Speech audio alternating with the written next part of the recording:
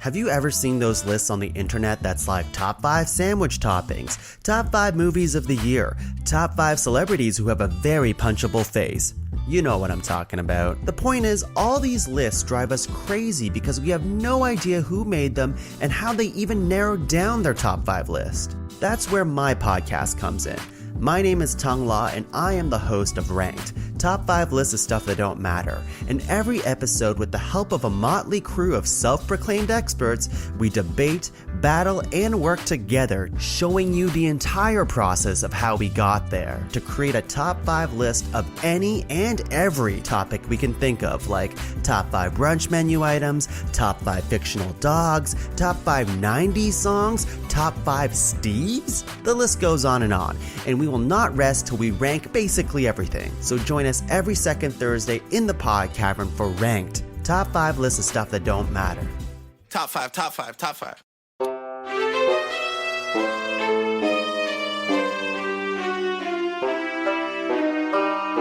Hi everyone, I'm Sam. I'm Tung. I'm Brad. And I'm Laura. And we are the Pixar Pals, or as you might know us, Disney Dummies. Great intro, Sam. oh my god. You nailed it. Yeah. Guys, First time. I haven't posted in a while, and I feel like even then, every time I do, it's a new It's like riding a bike, isn't it? It's honestly you and Laura. Every time It's it's your true. turn to host, you always are like, it's been a while since I've hosted. we just like to mix things up a bit. It's like we felt like we wrapped something up the last time we did it, and it really felt like our journey was over, but then it kept going. Yeah, it's almost like every 4 movies we have to do this. Yeah, it's almost So weird. Yeah. if nobody at home could catch my little sass there.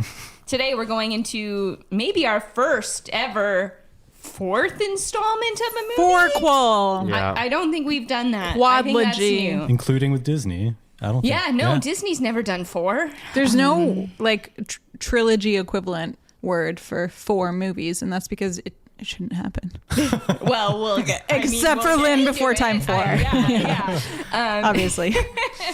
So today we're doing Toy Story 4. You got a friend in me.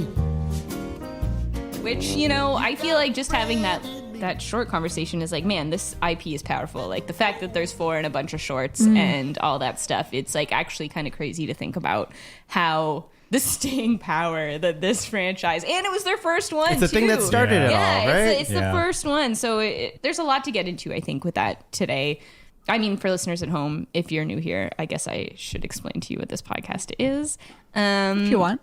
I guess, now that you know what we're talking about. So if you haven't been here since episode 1, which was Toy Story, spoilers, we have been going through all the Pixar films in chronological order and discussing them in great depths. We've already done all the Disney movies, Disney Dummies, and now we've transferred over. So we are now on Toy Story 4. 4th installment. We have done 3 Cars movies. We have done 2 Incredibles movies. We have done 2 Monsters Inc. We've done 2 Finding Dory. Nemos. Yeah, 2 Dories. Or Finding Nemo or movies? whatever. Are they called Finding movies? Is that the through line? These are finding movies? I don't like that. You know, the Finding You know series. the fish movies? Those. I guess that's what it would actually be, the Finding series. That's, No. It must No. be. That's No. Yeah. Finding Nemo, Finding Dory. It's like the Homecoming Finding series for Marlin. No, Spider-Man. there- Yeah. ugh, Oh, yeah. No, I hate this. Never do another one of those, please. Yeah. So yeah, Toy Story 4. Who thought we would be here? I sure did not after Toy Story 3. Yeah, but especially when they ended it so clearly and like definitively. Really at wrapped the it end up of with the a nice third. bow. Yeah. And then tore that bow right But off. you know what? Sometimes things do that. Yeah. Sometimes it works. Sometimes it doesn't. Sometimes things never change, and sometimes they do. Don't sing that song. What song? You know what, Laura? Why don't you take us off with your nostalgia on this? Oh, okay. Sure. Sorry. There's something. Yeah, go ahead. I would love to. I can't wait to hear about this. Okay, so Tung and I saw this movie in theaters, yes? Absolutely, we did. I don't remember much. I don't remember much, but I do remember crying uncontrollably at the end. Because when we and Buzz say goodbye, they're never going to see each other again. And that's tough. That's tough. They've been friends their whole lives. Spoilers. Buzz's whole life. And they just have to, it's like they don't have Facebook. They don't have phone numbers. They're never going to see each other again. And if you don't feel that, I don't know what you can feel. I mean, they ran into Peep again, so there's a chance they'll see each other again. I don't know. I'll just take over because my nostalgia is very directly related to Laura. Yeah. I remember seeing this at Conestoga Mall at Cineplex, and it's a core memory. If this is Inside Out, this is like that glowing ball that's like a bunch of different emotions. But it's blue. No, it's not a bunch of emotions. No, it's just blue. It's more than blue. There's a lot of blue, but there's some happiness in there too, because obviously you felt. Anyways, it doesn't matter. Maybe yours. I remember. First of all, I remember the lead up to this movie was a whole thing because they were talking about Toy Story 4, and obviously, like many people were like, why do we need a sequel to one of the best trilogies ever? That was my mind, and like a lot of people shared that sentiment.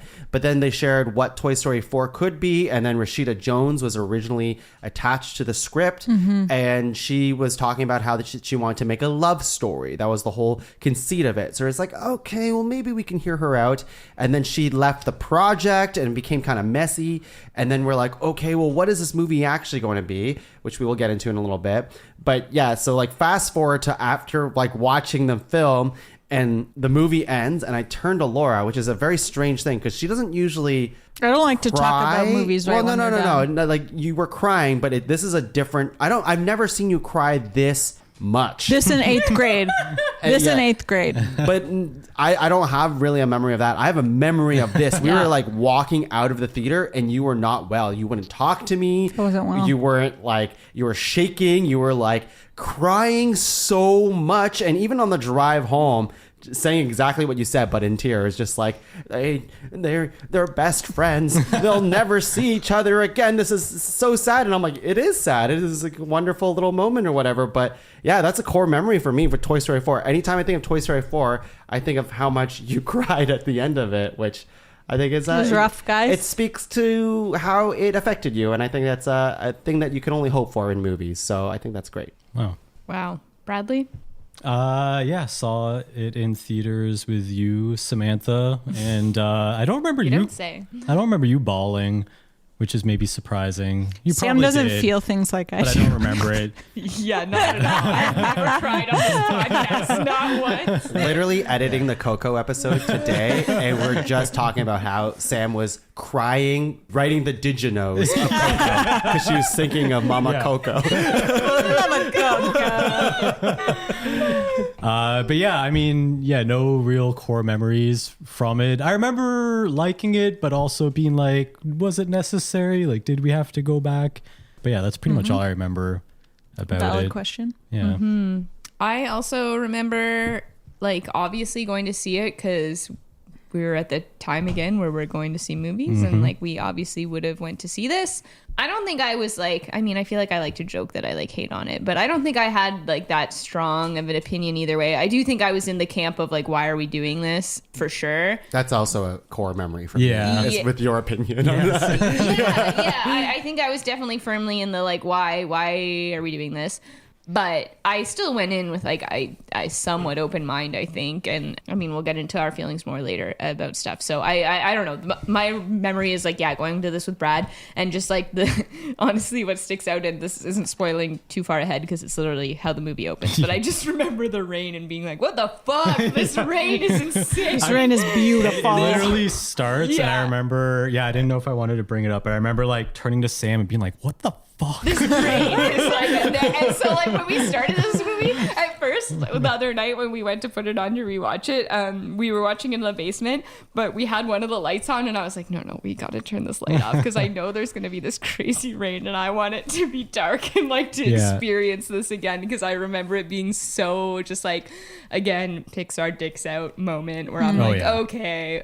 Oh, actually, one more thing in my nostalgia, I do remember. And I think that's why I wasn't so, as much as I was like, why are we doing this? I don't think I went into it like super pessimistic or like whatever, because I did like the idea of Forky, and they leaned into him a lot in the promo stuff, I think. In the trailers and in everything there was, they showed a lot of Forky, and I remember being intrigued by that idea, and I liked what I was seeing of that character. So I think I was like, okay, like maybe like this could be good. So I think that was what I remember. I was gonna say, I remember you and I talking about, or like hypothesizing what the movie might be about, because I thought Forky was gonna be like the central thing about like what is life and what is a toy and blah blah. But I mean, we'll get into whether or not it went that direction. But yeah, I remember Forky being everywhere. In the It's promo funny stuff. that when it comes to Forky, you have a lot of questions, Brad. And we'll talk about that more later. I know what you're trying to say. I don't know where she's going. She's talking with about that. well, anyways. So we'll save it. Yeah. Okay. Okay, Yeah. we will save it. So with that, Tongue, why don't you tell us what happens in this movie? It's lovely that you're doing the summary for us because It's you're a lovely Toy that- Story fanboy. I am, which is, it made me sad and happy to do this summary for this one because I am a big Toy Story nut. But I don't have to say it like that. Nut. Toy Story nut. Yeah, sure you are. And just to be clear, you said I am a Toy Story nut rather than I have a Toy Story nut. Well, Right. that's why I call it Woody. Oh no! low hanging fruit. Stop. I will delete. not. I was gonna start off very positively saying we're recording this in person, which is why it sounds so good today. Don't we the sound audio. great? Yeah, we sound great. We're so synchronized. Yeah. Anyways, enough about my Woody, and we'll talk about the summary of Toy Story 4, which, I've, like, going back to nostalgia for a second, like, I only saw this movie once. I think we all did, right? Yeah. So it was interesting coming back to it. Now it's been a few years since this movie has come out, and I've been able to develop feelings, but I did not remember everything about this movie. So cool to revisit it, and hard, obviously, to make the summary, especially because Laura and I watched this last night at my parents' place. We came to Ottawa, and we had to watch it off, like, a laptop screen. Not ideal. That's a travesty. Yeah. It was a really nice laptop screen. The Kind of- rain just as effective. You know Just- what? I should have had you guys over and we could have all sat in silence and not talked. I know. We've never done that. No, We've never done that. We're Submission. professionals at Yeah. that. Yeah. I brought the nice speaker and everything. Anyways, but yes, alas, still had to watch it that way. Anyways, we start off with a thunderstorm. Yeah. And can I immediately wee this entire Yeah. opening? Yeah. Yeah, Yeah. go ahead. This is like the most gorgeous looking thing I feel like Pixar has done up to this point. It's like Good Dinosaur on drugs for like the weather the effects. lamp, like the Pixar lamp hopping in, doing its landing thing, turning, and then like lightning crash, cut to black, rainstorm with the lights still there, and then it transitions to the street, just like holy shit. And then I didn't even notice that. Yeah. I guess you do miss some things when you're watching on an iPad. and then Watch it on a MacBook. Laura. I'm so sorry. I'm so sorry, MacBook. and like the whole this whole opening is just mind blowing. The car to me. stuck in the like muddy Yeah. rainwater and the lighting on it is just like, oh, okay. Yeah, it's cool. Yeah. Yeah. I mean I tend to not Wii U things, but I was like, this is going to be the fastest Wii U. For those of you at home who's joining us at Toy Story 4, it's the Who Fucks alarm. Yeah. And this whole opening section fucks for sure. Yeah, I agree. Yeah. So we start off with a thunderstorm. It takes place 9 years ago. The toys are thrown on the bed by a young Andy who looks very good. Like he looks also very different than like now that he has more complete facial features. Yeah. It's like we know it's Andy because he talks like Andy and you know it's his room, but it's also like, whoa. The technology for Toy Story just keeps going forward. You guys, I'm sure Yeah. you'll talk about an animation angle, but fuck, this movie looks good. Yeah. And Woody and the gang, they're right in it. Like they get onto the bed and they're like, we're on a mission, which I always love when like Yeah. Andy's toys are like, we're on a fucking mission. We got to do something. And what is it this time? Well, they sneak into Molly's room to see Bo. For those of you who remember, Bo Peep was the toy in Toy Story 1 and 2, was missing in 3, and has now maybe returned in. She comes back. Whoa. Anyways, so we see she was like Woody's. What would you call her? Like Romantic interest. that's it. Yeah. In the Toy Story 1, she was much more like, ooh, I'm also crushing on Buzz. She was Buzz's moving buddy Yeah, in Toy exactly. Story 1. And the operation is to save RC. RC is Yeah. the car, the little race car. So like RC's outside in the rain getting fucking owned by the rain. He's like going he's gonna if they don't do anything, he's gonna slide all the way down to the end of the street. Is he in like a gutter or something? Yeah, like a driveway rain gutter or something. Yeah. Bad news. Yeah. Anyways, they gotta save his ass. So Slink and a barrel of monkeys and the help of Woody, they all help reel him in, which is a classic Toy Story rescue mission. But as soon as they save RC, like the second they get back into the room, the parents come in and they're taking away Bo. They're like, here, let's donate some toys. Classic toy problem. And Woody tries to save her. The whole thing is like, he doesn't go back in the room. He sees her in the box and he's like, no, like, you're my woman. You're my You're lady. Molly's toy. Yeah, he says that too, but obviously he has his own interest, which is he's in love. You know, he has a lot of feelings for this toy lamp. She's just mostly a lamp. Yeah, She's she an was a accessory lamp. on a Yeah. lamp. Yeah. Yeah. Removable accessory. And there's a thing where Bo's like ready to move on, which is very mature. She's a very mature person or toy. She's always been an old soul. Yeah. And she's like, it's time to move on to another kid or another home. But, you know, toys disappear all the time, you know? And like this little sheep, like, make room for Woody. And Woody's like, oh my God. Yeah, like, she's asking me to bang. No, it's none of that. It's none of that. She wants Woody to come with him because she has feelings for him as well. But Woody has even bigger feelings for Andy. So as soon as he hears Andy's voice, Woody is like, you know, I gotta stay with my kid. So Bo is now being transported away in a car, and Woody is left in the rain on the driveway, staring as his love drives away. And then we pan up from this like very dark, gloomy, thunderstormy rain, and we pan up to You Got a Friend in Me with blue skies. Like the most like, all right, you're playing the song. I knew you'd play it, but also, dad damn it, I love this song. You do it So good. It's always sunny above the clouds. You can't not open a Toy Story movie this can't way. not. You really cannot. And, like honestly, the opening, once they play the song, like I'm like, okay, I'm in. Because the way they handle it is such a fun... Because like the Toy Story 3, their opening was just incredible. If you remember, it was like reimagining Andy's first play that we see him in Toy Story 1.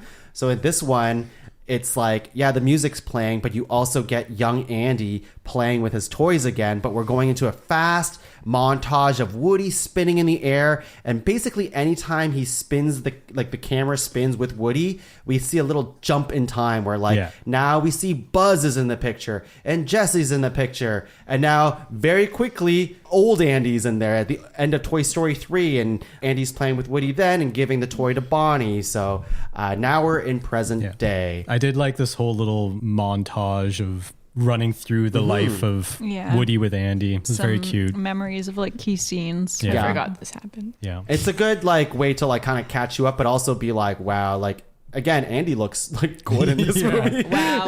Look at us. What a glow up for Andy. Big glow up. You're like, look how far we've come. We're watching a fourth one of these. But it's good to like remind us that like Woody was given away. That's what the whole I think montage is like. Woody was given away at the end of it by a loving owner, which is Andy. So now we're in present day and all the toys are in the closet, and it's reminiscent of a lot of Toy Story movies at this point where they're like wanting to get played with. They don't really know what's going to happen, all this stuff. And you can see a very anxious Woody. He's trying to take charge of the situation, but he's not the one in charge of Bonnie's room. That was his role in Andy's room. It's Dolly who leads the charge in this room. So like Woody, you could tell Woody's like trying to get used to this idea of like not being like head honcho, the sheriff.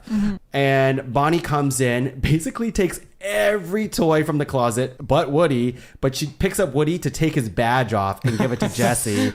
Hurtful. I'm like, you couldn't just like harsh leave him on the bed or something. You have to like take him out, take the thing out, Basically leaves put him back. naked and bleeding. It's you feel bad for Woody right away because everybody's getting played with, and Woody's just hanging out with the reject toys who are in the closet who like are getting dust bunnies on them, and Woody has his first dust bunny, and it's like, oh, Woody.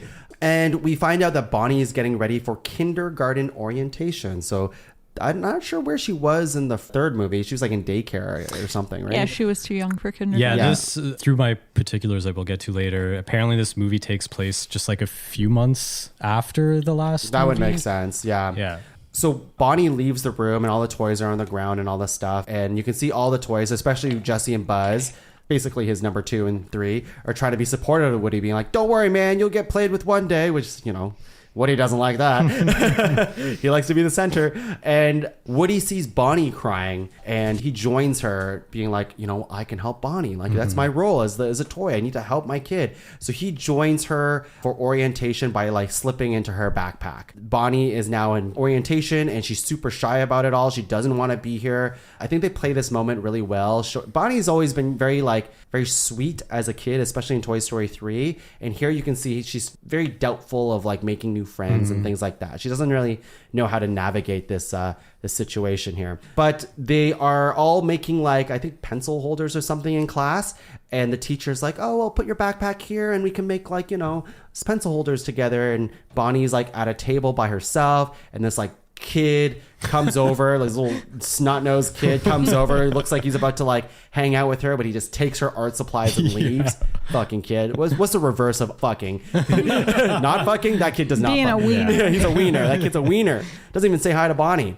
But good guy Woody sees all this and he's like, okay, my kid needs me. She doesn't have any art supplies. So he does the best thing Woody does, which is like hide under like garbage pails and like sneaks around being all floppy as he runs and starts like being like the ultimate assist, like just throwing like art supplies from the trash can. The music during this section is so good as well. It's so like cartoony, as in like old Disney. I don't know. It's just very like all the little musical beats are hitting all the movements he's doing. Exactly. Yes. Like, Great way to explain it. Yeah. Yeah. Like basically as he's like throwing a piece of trash up, you can hear like a whoop. Like kind of thing. Yeah. It's almost like a silent movie to music, the way that they kind of did it. I thought the score was really good. Yeah. So anyways, he puts a bunch of art supplies, Forky art supplies onto the table and Bonnie gets to work. She makes Forky. Yeah. So good. Which What a is moment in our just, lives. It's a spork. Spork. Yeah. It's a spork with, what do you call those? What is Pipe cleaner. Pipe cleaner. Yeah.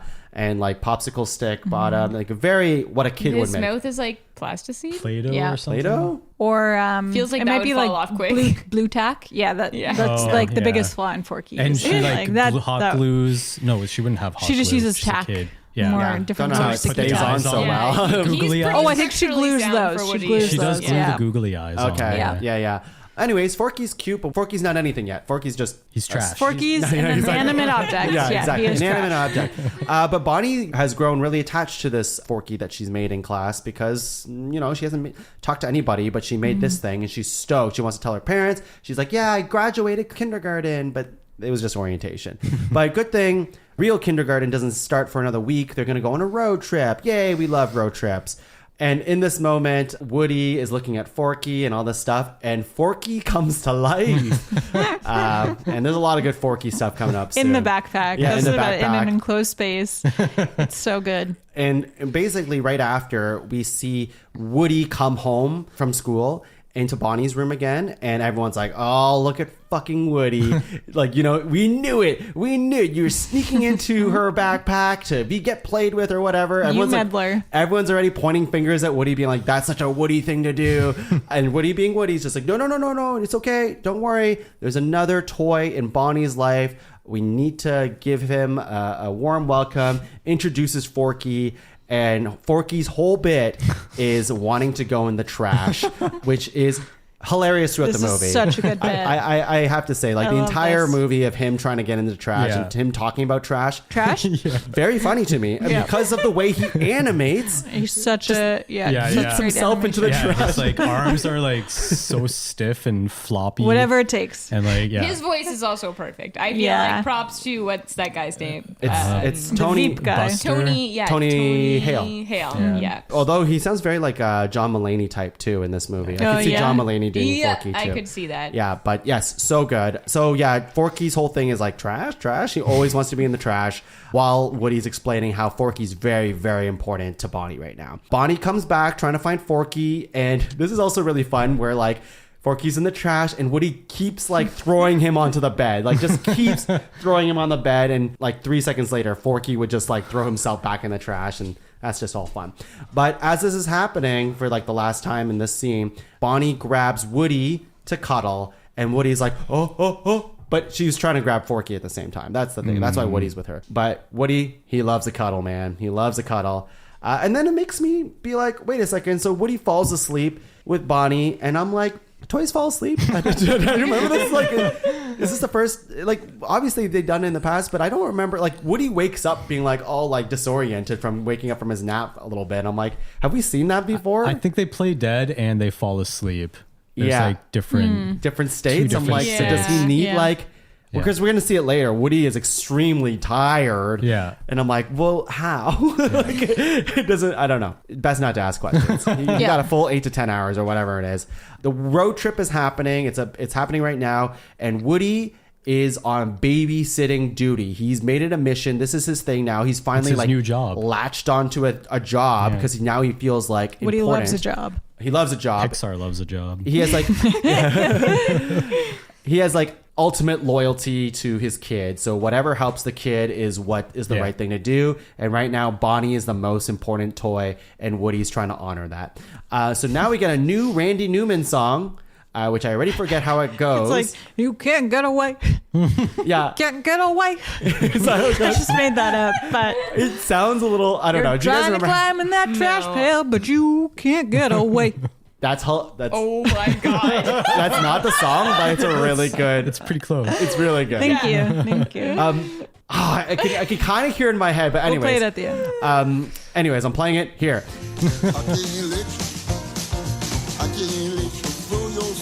And so now we get a montage of how hard it is to take care of a toy like Forky. Like Forky continuously tries to like eat himself into the trash. Is Forky, so like here's my question. Is Forky like a metaphor for like a child, like just like always in danger? Like a newborn? Learning how to like, because he's not really, I don't know. I think it's a little bit it's like weird. Buzz coming to life for the first time, like Becoming a toy, like becoming, but he's not even really. Well, he is. like Oh, Buzz sorry. has this backstory Yeah. programmed into him in the same way that Buzz's backstory is like Emperor Zurg and his planet. Like a creation story. Yeah, for Forky, like his Yeah. creation story And, is that like, he came out of a trash Woody can. would have like guided both of them, it being like, you're a toy. Yeah. Yeah. So he's doing it again. Which I he You does guess. say are to Forky, a child's in toy. in Yeah, little you bit. are a toy. It's just like sometimes because sometimes it does feel very strongly like kid metaphors, but then sometimes it's not because Forky's clearly not a kid. He's like does things where you're like, oh, Well, now I we've think lost the it's- kid metaphor. Yeah, I think it does have that in Yeah. here though, because like in It's this, a little bit of both. It's a little bit of both, but I think there's a theme in this movie, especially. Well, Woody has multiple themes in this movie, which I think is like interesting. But in this one, it's like Woody is a parental figure. That's how he sees himself. That's how he saw himself with Andy. That's what he's trying to do with Bonnie, Yeah. and that's what he's trying to do kind of with Forky, but also like just being a sheriff, like just trying. Or to is it more? be a leader. Is it less parental and more? I mean, maybe none of this matters and like whatever. But it's more like Lightning McQueen, where it's like, you know, like giving away or like teaching the new toy to like be a toy versus like a kid, because Like evolving into a new sometimes role. Forky, I'm like, yeah, you're like a kid, but then sometimes he'll say something, I'm like, well, you're not a child. This is like very nuanced thing to like come up with. I can't believe you So- just voluntarily brought up Cars. Well, we're Cars 3. Well, we see Dynaco gas station. And Cars 3 is not that far behind us, and now this is like the second movie kind of dealing with bringing up somebody to fill in your role. So I don't know. I see this as like a baby, like a true Yeah. babysitting kind of Yes. just Yeah, scene, right? it seems like Yeah. he's a kid. And he is. He acts like one. He's like always running off, right? And like we'll see how tired Woody is after this. So it ends with Woody seeing how much Forky means to Bonnie. Like we already knew that, but like anytime his Forky is missing at all, Bonnie's looking for him. And so Buzz sees how tired Woody is at the end of all of this montage, and this is why I think it's like it's supposed to show that like how like a tired parent would act if like the one they're taking care of is just always running off and like Right. no sleep and all this stuff. So you can see how tired Woody is, and Buzz sees that too. And Woody says like the thing that drives him is his conscience. His conscience is like tells him that little voice inside that he needs to keep pushing forward and doing all this stuff. And Buzz has like a Drax kind of thing going on in this movie where it's just he takes it very literally. So he's just like a little voice, eh? Oh, yeah. So he like presses the Basically, buttons. his entire subplot. Yeah, he presses the buttons on his chest, I don't know, his armor, and it has all the like the classic Buzz lines and some new ones of what he should do in the movie kind of thing. So we're going to see that a lot of that later. And then as this is happening, Forky yeets himself out the window as I love that moment. Yeah, what does he say when he like jumps out?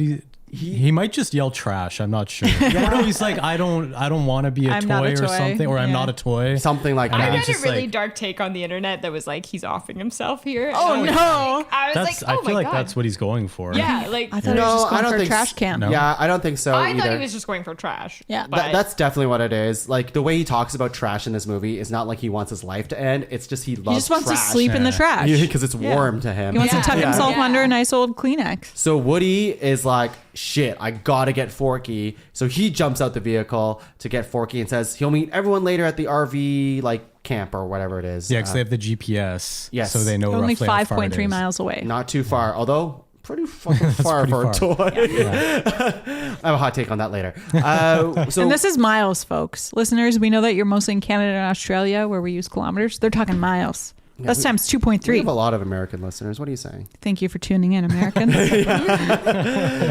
Woody tries to impart his wisdom to Forky. He's found Forky and he's like walking at the side of the road. And it's really, I think the scene's very hilarious to me because Woody's holding Forky's hand and Forky just gives up walking sometimes. So sometimes Forky's walking silly and other times he's just like, fuck it. And he just gets dragged and his popsicle sticks are just hitting the ground. Yeah. Keep in mind, Popsicle too, that like sticks, Forky's grinding. two popsicle stick feet are attached at the heels, so he can't really walk. He can only hop. Yeah, he waddles like a Yeah, penguin. exactly. Yeah. So yeah, it is the noise on the Oh yeah, pavement it's that's like just, the very funny. The road looks so good visually in this Yeah. moment. I was like, damn. I Yeah. don't know, the visuals. So Woody's talking to Forky. They're having a moment. He's trying to get through to Forky, saying why Bonnie likes him so much and why Forky's important to this group, this family. But he ends up talking about Andy. He has a little Andy slip being, I forget the exact line, but he basically calls Bonnie Andy for a second. And that's the first time you hear like Woody really missing Andy. You can tell but he's like, no, it's all about Bonnie now. But that's a bit of a slip up. But Forky's very curious about Woody's entire backstory. And Woody cannot wait to tell him everything from Toy Story 1 to 3. So that just happens off to the side. But at the end of all of this, Forky makes a realization that he is Bonnie's trash, metaphorically. and trash, like we kind of just mentioned, to Forky is like a place where you could just be warm and fuzzy. He and longs for he trash. longs for it. He loves it, that kind of thing. So with that perspective that he needs to go to Bonnie because he's the trash for Bonnie. So they make it to the town where the RV park is.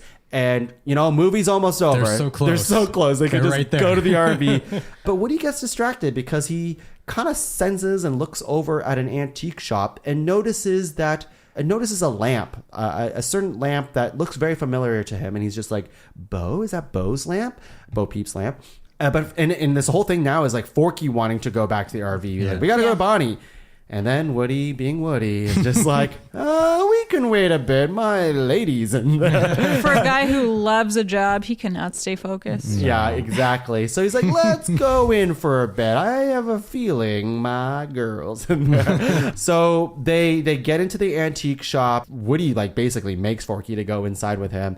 And we see a very scary doll. Oh my god. Which I think they do a fantastic, this is one of my favorite things in this movie is how they Benson? are able to juggle horror in a Yes. Pixar movie. Truly. So this is Benson. It's like how would you It's like a describe this? ventriloquist dummy. Ventriloquist Yeah. doll? There's a lot of them, but Benson's the main ventriloquist doll, and he has a very creepy walk. Oh, man. Very creepy And it smile starts and just jaw thing. pushing the Baby what is it, stroller. the baby stroller, and it's He Yeah. looks like he's I don't undead. Like ventriloquist dolls. And No, I know neither that toys in general are technically undead, but this toy truly looks undead. Yeah.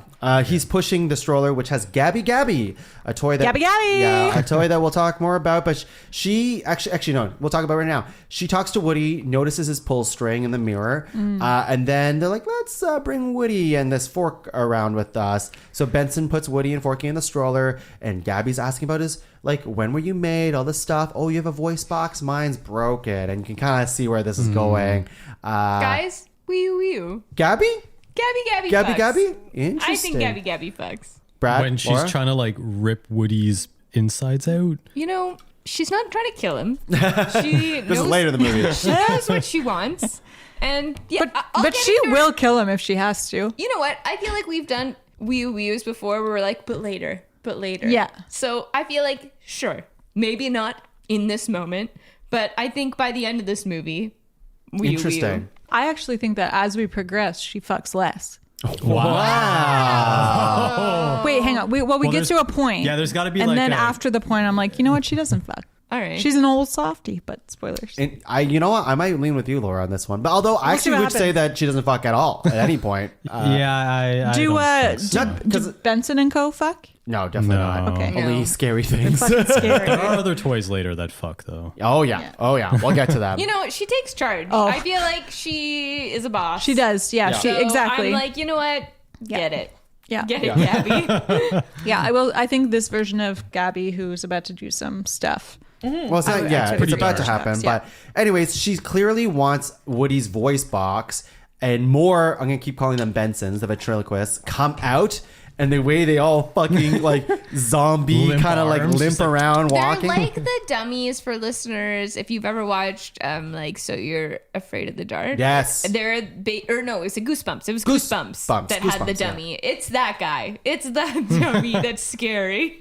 And they all are chasing Woody and Forky now, which is terrifying because the way they like slam into the books and they're like And they like running really run into fast. a drawer, or I don't know if that's this part, but I think they're, like, head later cranks on back when they're and- like in that, Yeah, very ugh. horror movie. I don't like it. I don't like it, but it's awesome. that Yeah, it's in I mean, this it's movie. awesome, but I like, don't I think it's, Exactly. yeah. But Woody just has a Hail Mary where he's getting chased and he pulls his string and it gets the attention of the store's now open, by the way. And Harmony, this kid, comes in and picks up Woody and she brings him to the amusement park. The grandmother is it's Harmony's granddaughter. And Margaret. Is that was a shop the That's owner, the owner. yeah. okay, so they're like, oh yeah, no one ever plays with these toys. You can take Woody or this toy with you to the park. And Forky is trapped behind with Gabby. So that's where we are with them. Going back to Bonnie, she's crying that Forky isn't around. Doesn't notice that Woody is there. And everyone doesn't know what to do. But Buzz keeps pressing his inner voice to decide what to do. And it's just like, take action. I don't remember the exact lines, but it's basically telling him that we got to go now. like, go You get Yeah. it. go do something, do the slingshot maneuver, all these things. So in quick succession, Buzz like jumps out of the RV. He's running towards anywhere. He sees like one of those amusement park rides that kind of go on like a diagonal, which is the slingshot maneuver, which he has to get onto that to get like a vantage point to see where he needs to go next. Buzz doing a bunch of acrobatics, trying to use his wings for whatever reason. He does too much at once and falls down. And a Kearney coming out of like an outhouse picks him up and he puts him on his Kearney wall. And we're going to meet some characters soon that will tie that all together. So back to Woody, and Woody's trying to make an escape back to the antique store because, Woody's out of the antique store because he went with Harmony. But now Woody's at the playground in this amusement park, which full of toys that cannot wait to get played with. So in this scene, it feels very like Toy Story 3-esque. Except they're not in the butterfly room. The other one, they're the in nice the good one. room. Yeah. Everyone loves everywhere at this amusement park. Like toys cannot wait to get played with. He gets picked up by a kid, and I think this moment is really, really well done because you don't expect it because there's a lot happening, right? So like Woody has to like he's on the ground, and a kid picks him up on the whatever. And at the same time, Bo is picked up at the same time, and they're looking at each other. And I love this moment because they're looking at each other in their toy form, where Yeah, the kids like bringing them together. Expressionless. expressionless, but you as the audience know Feel it. that they're like, holy shit, what? This is crazy. So we have a very nice reunion with Bo, Peep, and Woody. Have a cute exchange. They're talking about how Bo is a lost toy. That's the term of toys that they don't belong to children. Yeah. And then we have the sheep that are back, Billy, Goat, and Gruff. And they all kind of like operate under like a skunk kind of like a vehicle. skunk car. It's like a remote control car disguised as a skunk. Yeah. I also love that Woody didn't remember their names. They were so excited to see him, and then yeah. messes up their names. Lefty and all this stuff. Lefty and center, and then calls them guys or something. Totally. Yeah.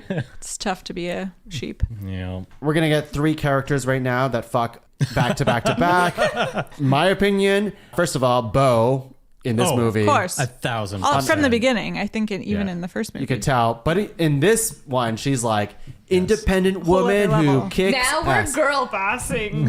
She does a good job with her She girl does boss. a good job. I do love her, and I'll save this hot take for later, but I really like her at the beginning when we're first introduced to her. She's like still in her skirt and stuff, and then I just think, they felt like they had to give her pants. Yeah. Like, I'm like, we can't have a girl boss in a skirt because The whole we point- still aren't taking women seriously if they're Yeah. in a fucking dress. And have they're to be like, we had to imitating give her them. pants. And I'm just like, you didn't. Wasn't like a pantsuit I type love of her suit. outfit though. That's not to say I didn't like it, because like later when she has the cape and her pants and stuff, I do think it looks really good. I just feel slightly annoyed that there's still like, how do we make girl bosses like the main character in a movie? Well, now there's like a formula for it, and it's like we can't just have girl characters that are girl characters. And so that's how I find Bo, and like they still objectify her. There's still like butt shots, and it's the same Oh, with like interesting. Incredibles. Like we talked about her butt so much in that one. And so it's just like, I don't know. It's like you want to have a girl boss because you want to like show how much you like love women characters, but then you're like still, I don't know. It's like a weird thing that they're doing where they're like, we care.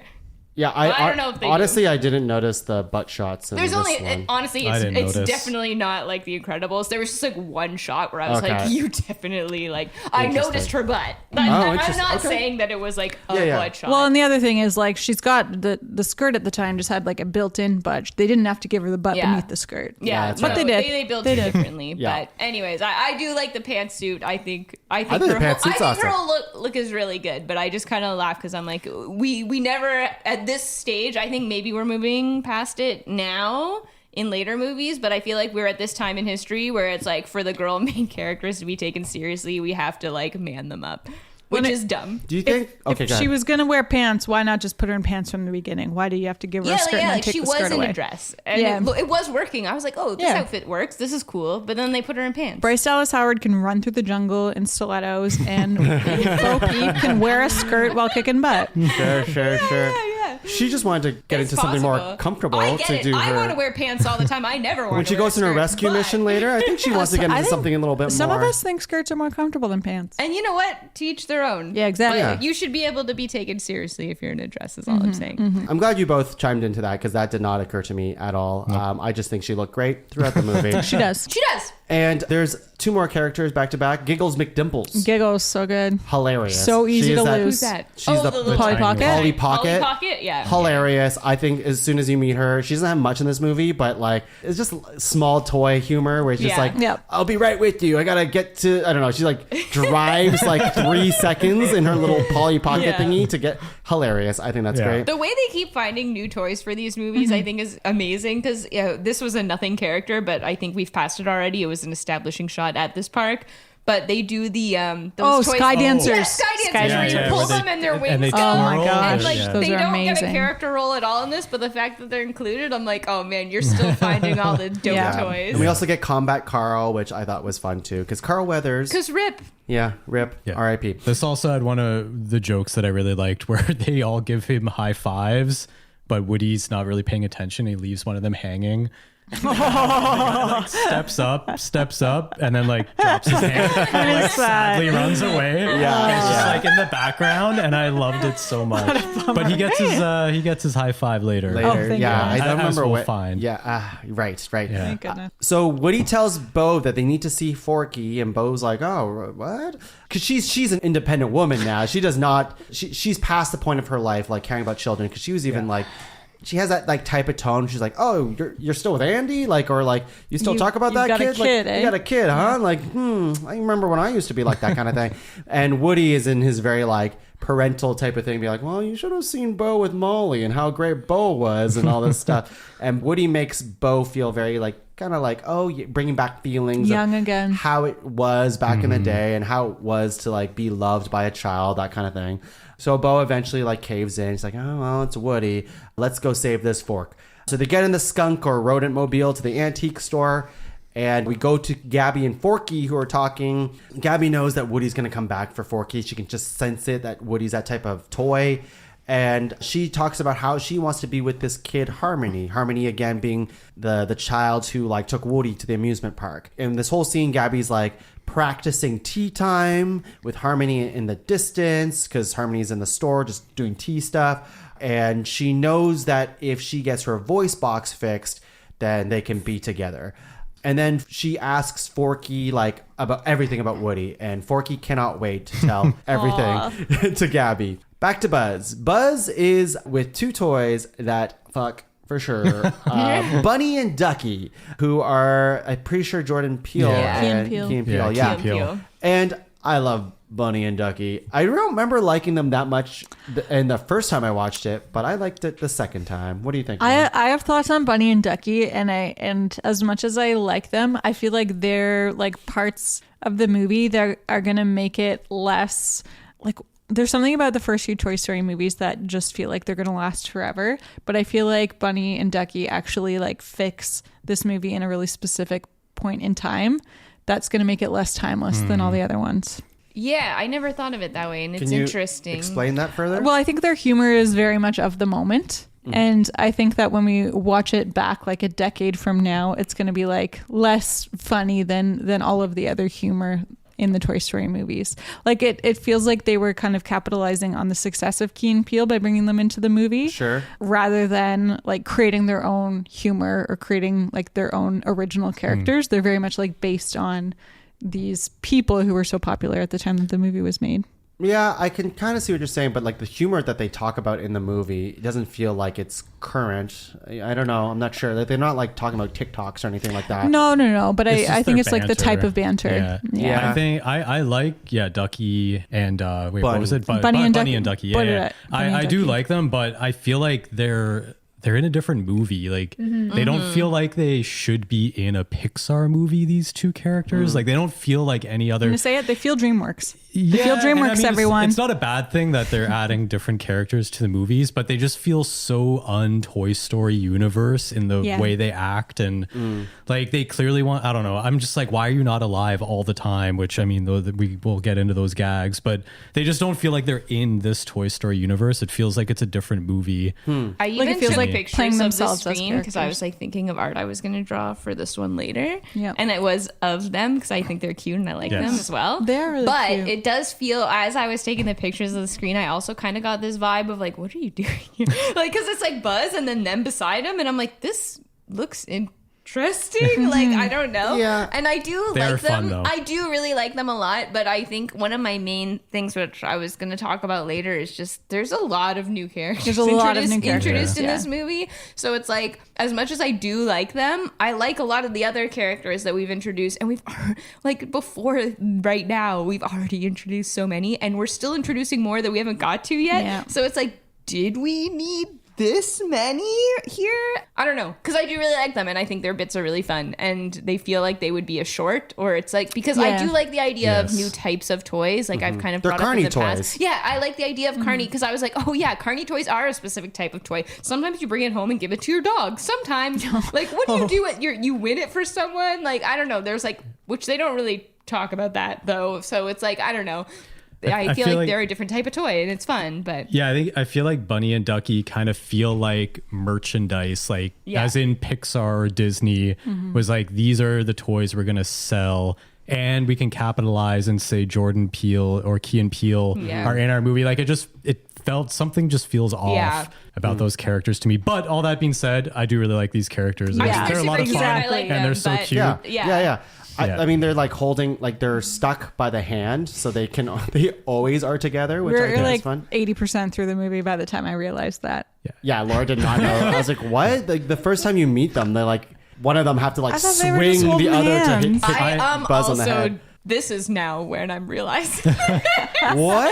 Oh, you didn't realize they were like sewn You together? were today No, I years didn't know. old. The whole thing in the Yeah. beginning is they make the joke that Yeah, I he can't thought they were reach just and he like- needs Even Bunny's later in the help. movie. Well, I thought it was because they were holding hands. He would have fallen and I down. thought I thought it was like how they were clipped to the wall. Like, I don't know. It never Yeah. occurred to me. The last thing I'll say about them that I was just thinking about is that they get a lot of screen time for characters that I think you could cut out of the movie entirely. Whereas like the little Polly Pocket one, she is in the movie and you could cut her out, of course, but she doesn't get that much screen time. But Bunny and Ducky get so much screen time and they're not necessary. No, well, they are. I mean, you will see them later doing part of the rescue missions and all that stuff. I'm surprised to hear some of this from this table because I remember in Finding Dory how much you guys like the fucking seals or whatever.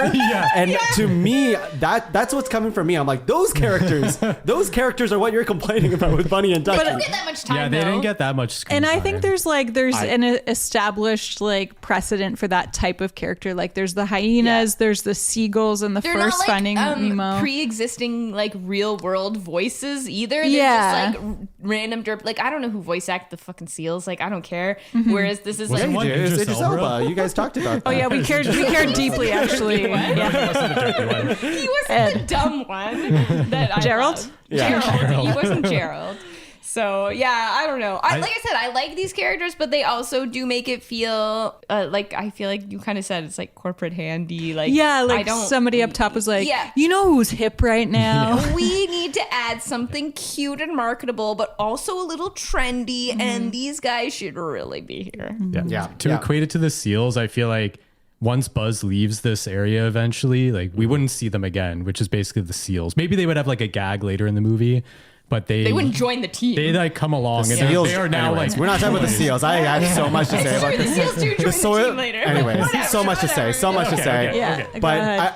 and I'm like, I do like Do them, I though. need to defend them? I don't know. I like them, but they're not really. like. We all I don't. we all love like them. them. We We all just feel agree they're out that of we place. like them. Yeah. No, I know that. I know that. Yeah. I'm like, why am I feeling so defensive about these Bunny and Ducky? I don't know. I think they're great, but anyways. But last thing about them is like I think Sam, you mentioned just now, like to me they're great because they are a different type of toy, right? Like Yeah.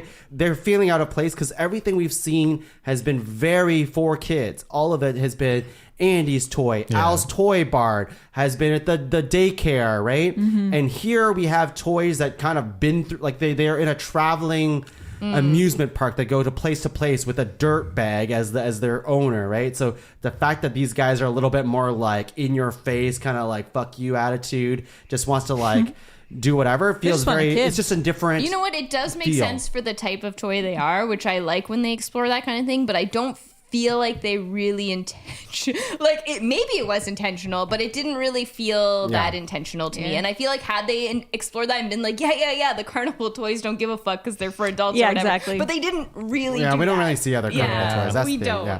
Let's move on. There's too much more to Okay, do. sure. do an hour. I was like, now I gotta spend a whole episode talking about Bunny and Ducky. God, I guess they don't fuck. Coming next week, do. the Bunny and Ducky podcast. Buzz gets out of this situation by being kicked in the head by Bunny and Ducky by using his inner voice, and he puts his helmet up. And this whole situation basically gets Buzz out of the carny wall and Bunny and Ducky out of the carnival wall. And then we leave it at that because we go back to Woody and Bo, who are navigating with the skunk through the carnival, the amusement park. And Bo's arm comes off, which is no biggie because she just tapes it back together. We don't really know how she lost her arm, but she's a lost toy. So and she's made of of porcelain. ceramic. We don't have to Porcelain, worry yeah. about it. Yeah, but it's pretty cool. She's just like, arm comes off. She's pretty no badass. biggie. Yeah, exactly. I also kind of like the idea of like the lore of Toy Story being that like Bo is now a person with an amputated limb. I think that's really cool. I also thought that. Yeah. She feels very Mad Max in this movie. Yeah, she has that Or, Furiosa. Furiosa vibes. Yeah. They climb to the top of the merry-go-round, and it's Woody shoots loving stares at Bo. He's just like, wow. That's really their Daggers spot. of love. Shit, I should have been in that box at the beginning of the movie. They get to the rooftop because they want to look at where the antique store is, and they find it, so they start like just maneuvering to the rooftop, and then they meet up with Buzz. Buzz is now on the rooftop too, because as we know in the last scene, he escaped from the carny wall. And there's a small, quick reunion with Bo and Buzz. Very sweet. They're like, we used to be like moving buddies and whatever. But Bunny and Ducky are angry and they tackle Buzz. They really wanted to be won by a kid at the carnival place. But Woody says, don't worry, I'll introduce you to Bonnie, which is Woody's like move in this movie. He's like, you're kind of angry at me that I want to diffuse the situation. Bonnie, here's another toy that will distract her from me, who really wants to get played with. Yeah, it doesn't really conflict of interest, but he loves Bonnie. So anyways, back to Bonnie, who's still very sad, and Jessie and the gang try to come up with a plan. Now Jessie jumps out the window, but she's not out for very long. She is able to take down an entire tire wheel with a single nail. Yeah. So Bonnie That's all it takes. So Bonnie and the family do not leave because they're about to leave, which is no good because Forky's not there yet. Woody's not there yet. Buzz isn't there yet. We got to get the gang back together. So good girl Jessie. She solved the day with a single nail. Woody and the gang go into the antique store. So this is now Woody, Bunny and Ducky, Bo, the Giggles. There's a lot of characters.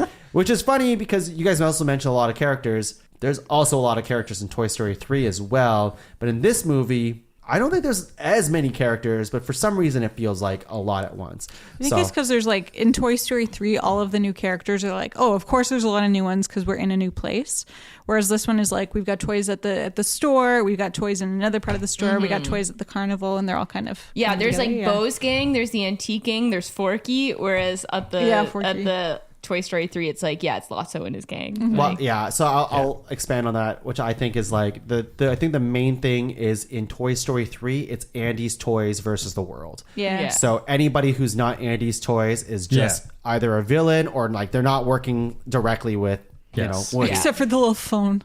That's right, the rotary phone. But in this movie, it's like no, everyone's kind of an ally at the same time, sort of. You don't know who's what. Yeah, exactly. Point.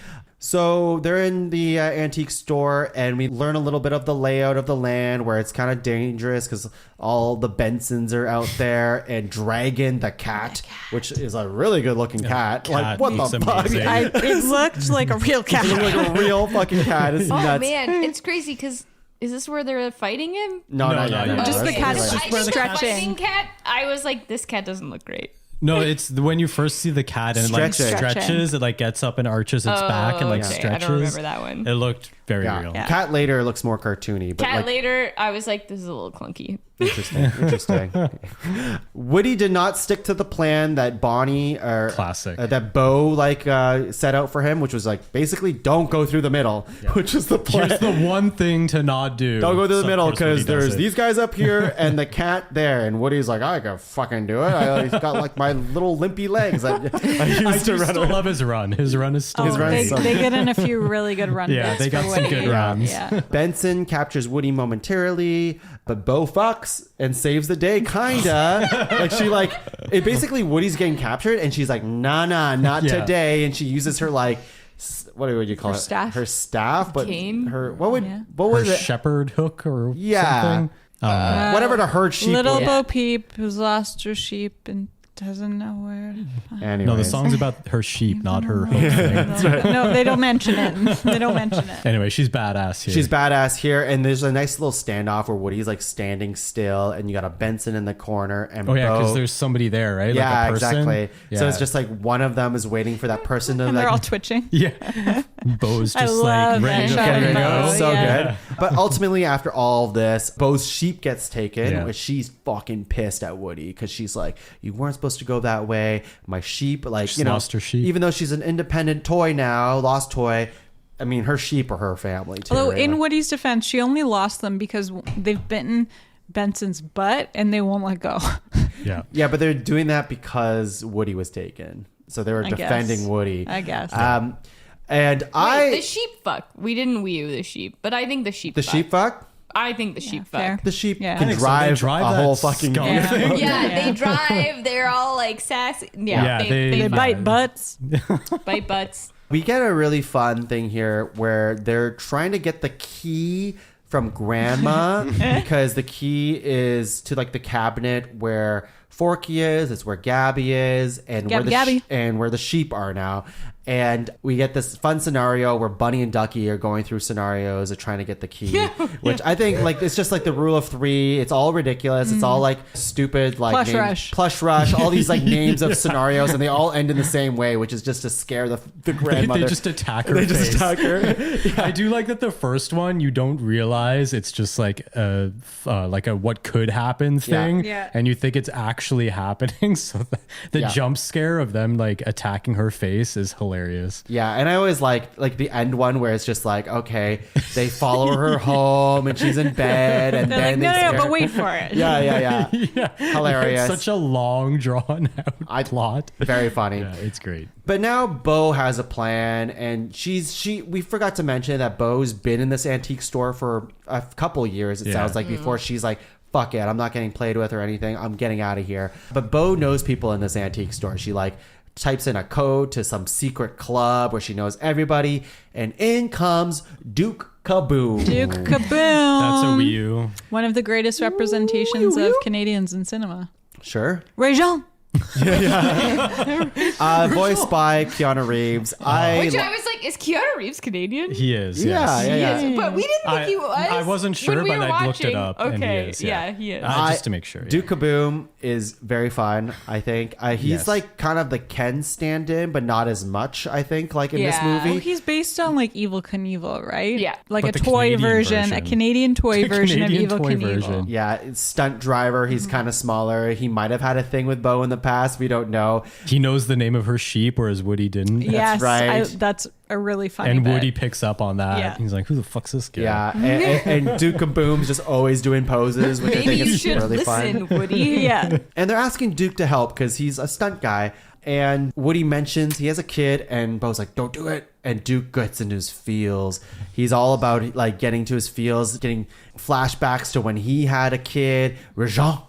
And the flashback is quick, but like Bo's like, don't bring up kid, because this might take a while. And Duke's just like, oh man, back when I had a kid. And the whole commercial's really funny because Réjean, his kid, threw him away because he couldn't jump as far as he did in the commercial. And It was a commercial. It's a commercial. It's a funny toy bit as well, though, where it's like, oh, this isn't as advertised. Like, I think that's a funny thing they hadn't explored till Send now. it back. And it's funny. Yeah. But then Bo hypes him up, and she's like, who's the Canuck with all the luck? And like, I do also like when you see Réjean like try to get Duke Kaboom to go off the jump, and it's just like immediately down, not even like any air at all. Very It's sad. Such a sad jump. Yeah, totally. But they need Duke because he needs to jump and crash. Yeah. That's the whole thing. Is you're good at that. You're good at jumping and crashing. And then now we go back to Buzz and the gang, who got the key because the grandmother put the key next to him, which is convenient. And they all help set the stage for Duke to do the jump and crash. Woody and Bo bond some more now that they got in a little fight, but they're bonding some more. She wants to get out there in the world and explore the world with the carnival, going around everywhere. So she's not going to stay in this one spot. Is this when they're on top of the shelves or whatever, and they're looking at all the lights? Yes. Oh, it's so gorgeous. Yeah. They see all the chandeliers Yeah. and they're like, The lighting in this "Wow." movie. Yeah. Very cool. Very cool. Very bright. Why is it so bright? It was so bright in this antique store. Yeah, that's true. Woody didn't know he was supposed to be part of this plan of jumping too, but he is part of the plan for that. course. And as they're about to jump, Duke has an existential crisis. Say it again. Existential crisis. Nailed it. As he's about to jump, but it works out. Somehow it still works out, but it's a little scary when you're stunt man. Like as the jump's about to happen, be like, oh man, I don't know if I can. Réjean, I can't. Yeah. Anyways, Réjean. and Woody and Bo get into the antique cabinet and reunite with Forky. Now, at this point in the movie, very, very, very difficult to write this all down. I did my best. Lots of action happens all at once. Like, so they save Forky, but like everyone, the bad guys, Gabby, ventriloquists, are grabbing onto Forky. They're Benson's grabbing onto everywhere. everywhere. Woody, they're grabbing his pull string. They're all trying to make an escape back to the other side of where everyone else is. Forky gets dropped. Woody's voice box is literally getting torn out of his back. The sheep get dropped. A chase happens. Everyone's the Bensons are chasing. Let's just call them the main core gang, or like the rescue gang. They're like, you know, the Bensons are chasing. And Dragon the cat. This is where the part you're talking about, Sam. That's when like the cat was jumping at everyone. This is where we get like the horror shot of the Bensons forcing themselves through a little small space. So they're like heads are turned sideways from their bodies, and they're just like moving forward with these dumb grands. Like running into shelves that are sticking out and hitting their heads off of them, and the heads are just like cranking back, but it's like they don't care that they're running. It's very creepy and well done. Totally. Kaboom helps, and they barely escape this whole thing. It was very tough, but they didn't actually save Forky from this, which was like the rescue mission did not go well. Woody needs to do this. This is his thing. It's all he has left in this world, is like help, like trying to do this one singular mission, but nobody else wants to help anymore. They're like, we almost lost everyone in there. It's not worth it. Let Forky go. He's just a fork. She's just a spork. Woody and Bo fight again. Woody says something incredibly hurtful to her. That goes along the lines of, it's called loyalty, something a lost toy wouldn't understand. Yikes, Woody. Yikes. And then Bo, fucking Woody, man. Yeah. and then Bo says, Not the first time. I'm not the one who's lost. And Woody's like, oh, you bitch. Let's make out right now. And Buzz is like, Woody, don't leave, because like you're doing the thing that like I'm here too, Woody. I'm right here. Buzz gets a little sidelined in this story, which is little. Yeah, it's not my favorite, but or skipping ahead a bit. The story is about Woody.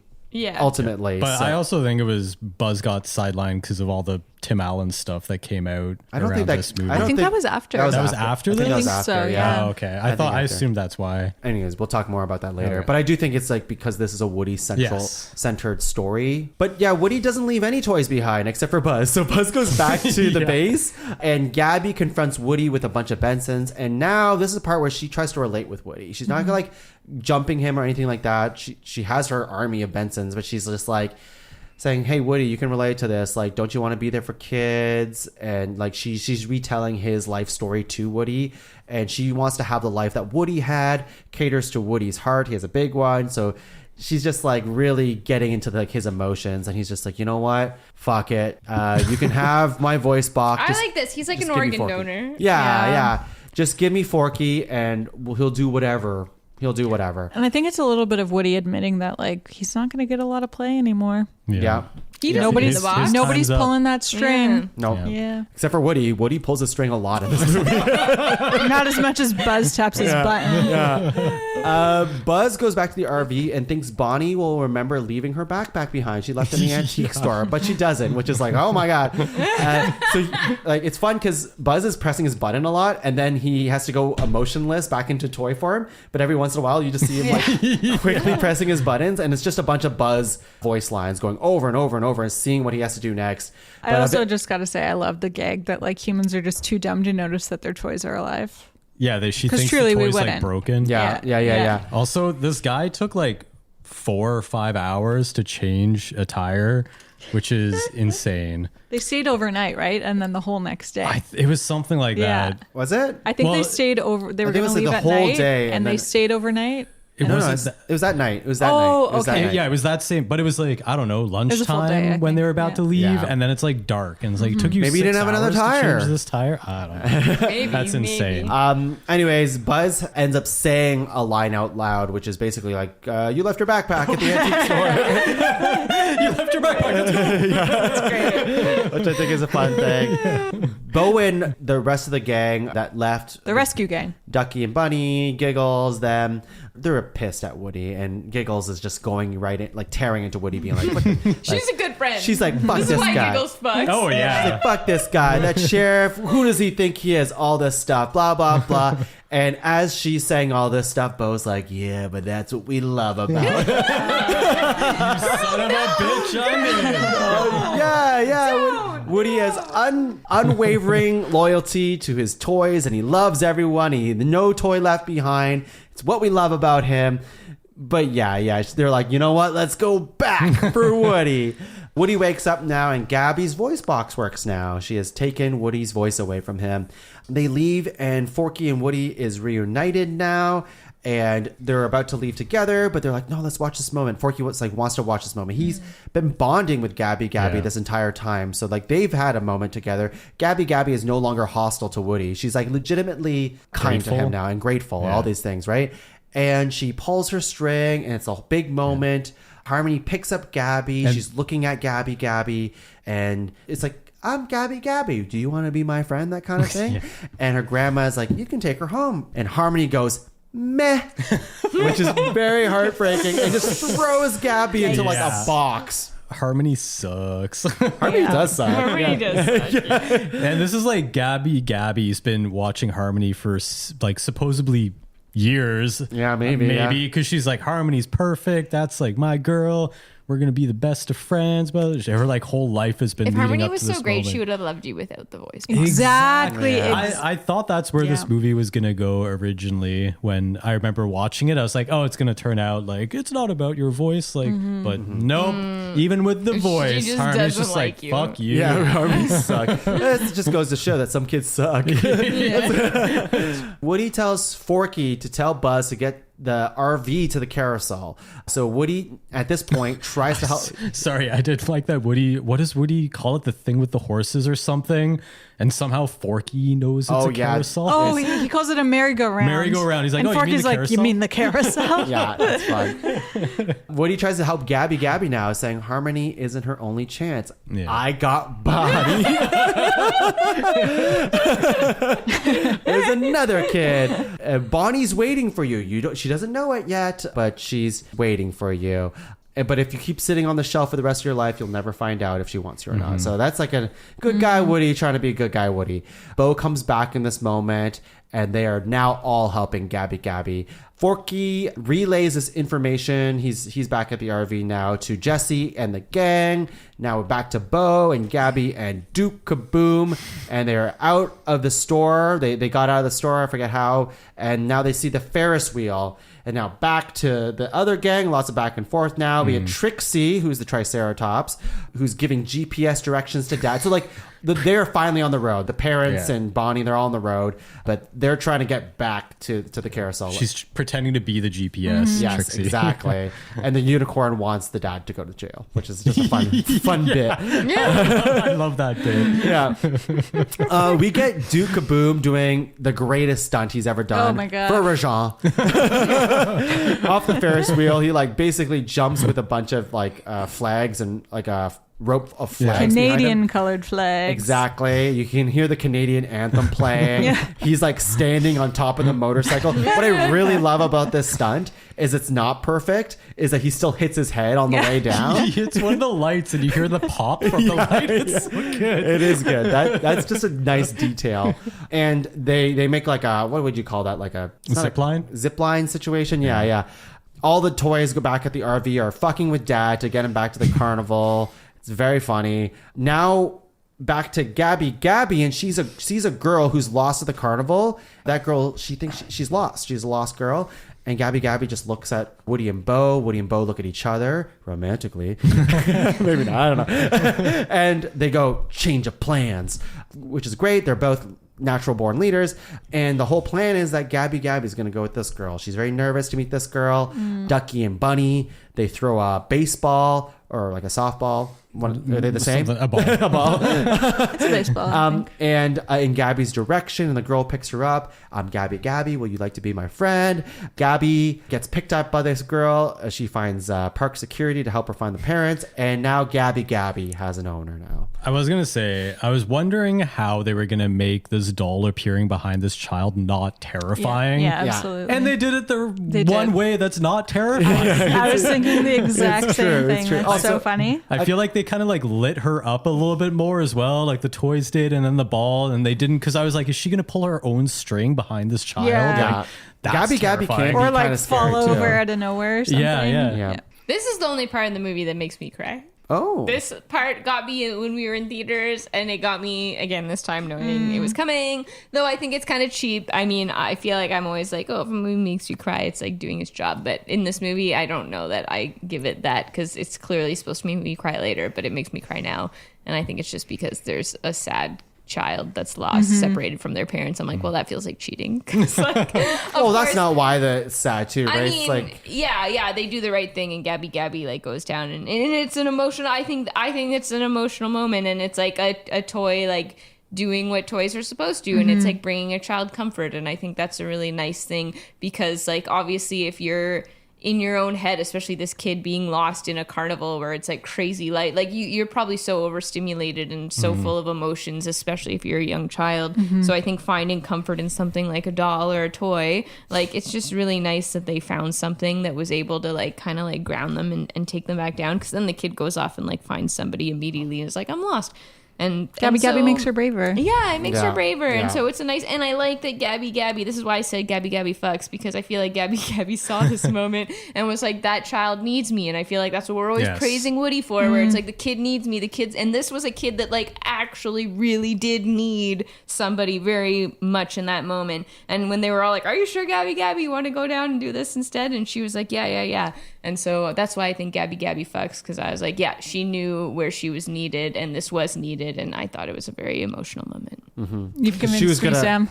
Gabby fucks. she was going to go off with Woody and Buzz. And and that would have been the easy thing to do for her and for the writers. Yeah. And when they talked about early on when Woody and Bo first meet up again, and Woody's telling the story, I don't think we mentioned it, but he tells the story of how Molly couldn't sleep until her mom bought her the Bo Peep lamp. And then that was the only way she could get to sleep, was if Bo was there. And like, that's why Bo was her favorite toy as a little kid, and she felt safe and braver and blah, blah. So then it all comes full circle to this moment where she identifies this like lost child, and it's like, I can make this child brave and all that. So and she does. And it's originally so when you were saying that Gabby fucks, and I was like, no. But I was thinking at the end of the movie would be, if anything, she fucks if now. she does fuck now is when she fucks. Yeah, that's what I was saying. Yeah. And I fucks thought she fucked as a villain, but then she went soft. But then she also did a very brave thing by helping this child. Yeah, So, I'm not sure if I'm... It's a different kind of fucking.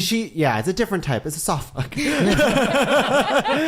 Yeah, like she's definitely good. She made the right decision. I don't know. I'm not sure. Like, she did some questionable things to get here, but she got here eventually, right? And she also has Woody's voice box forever now.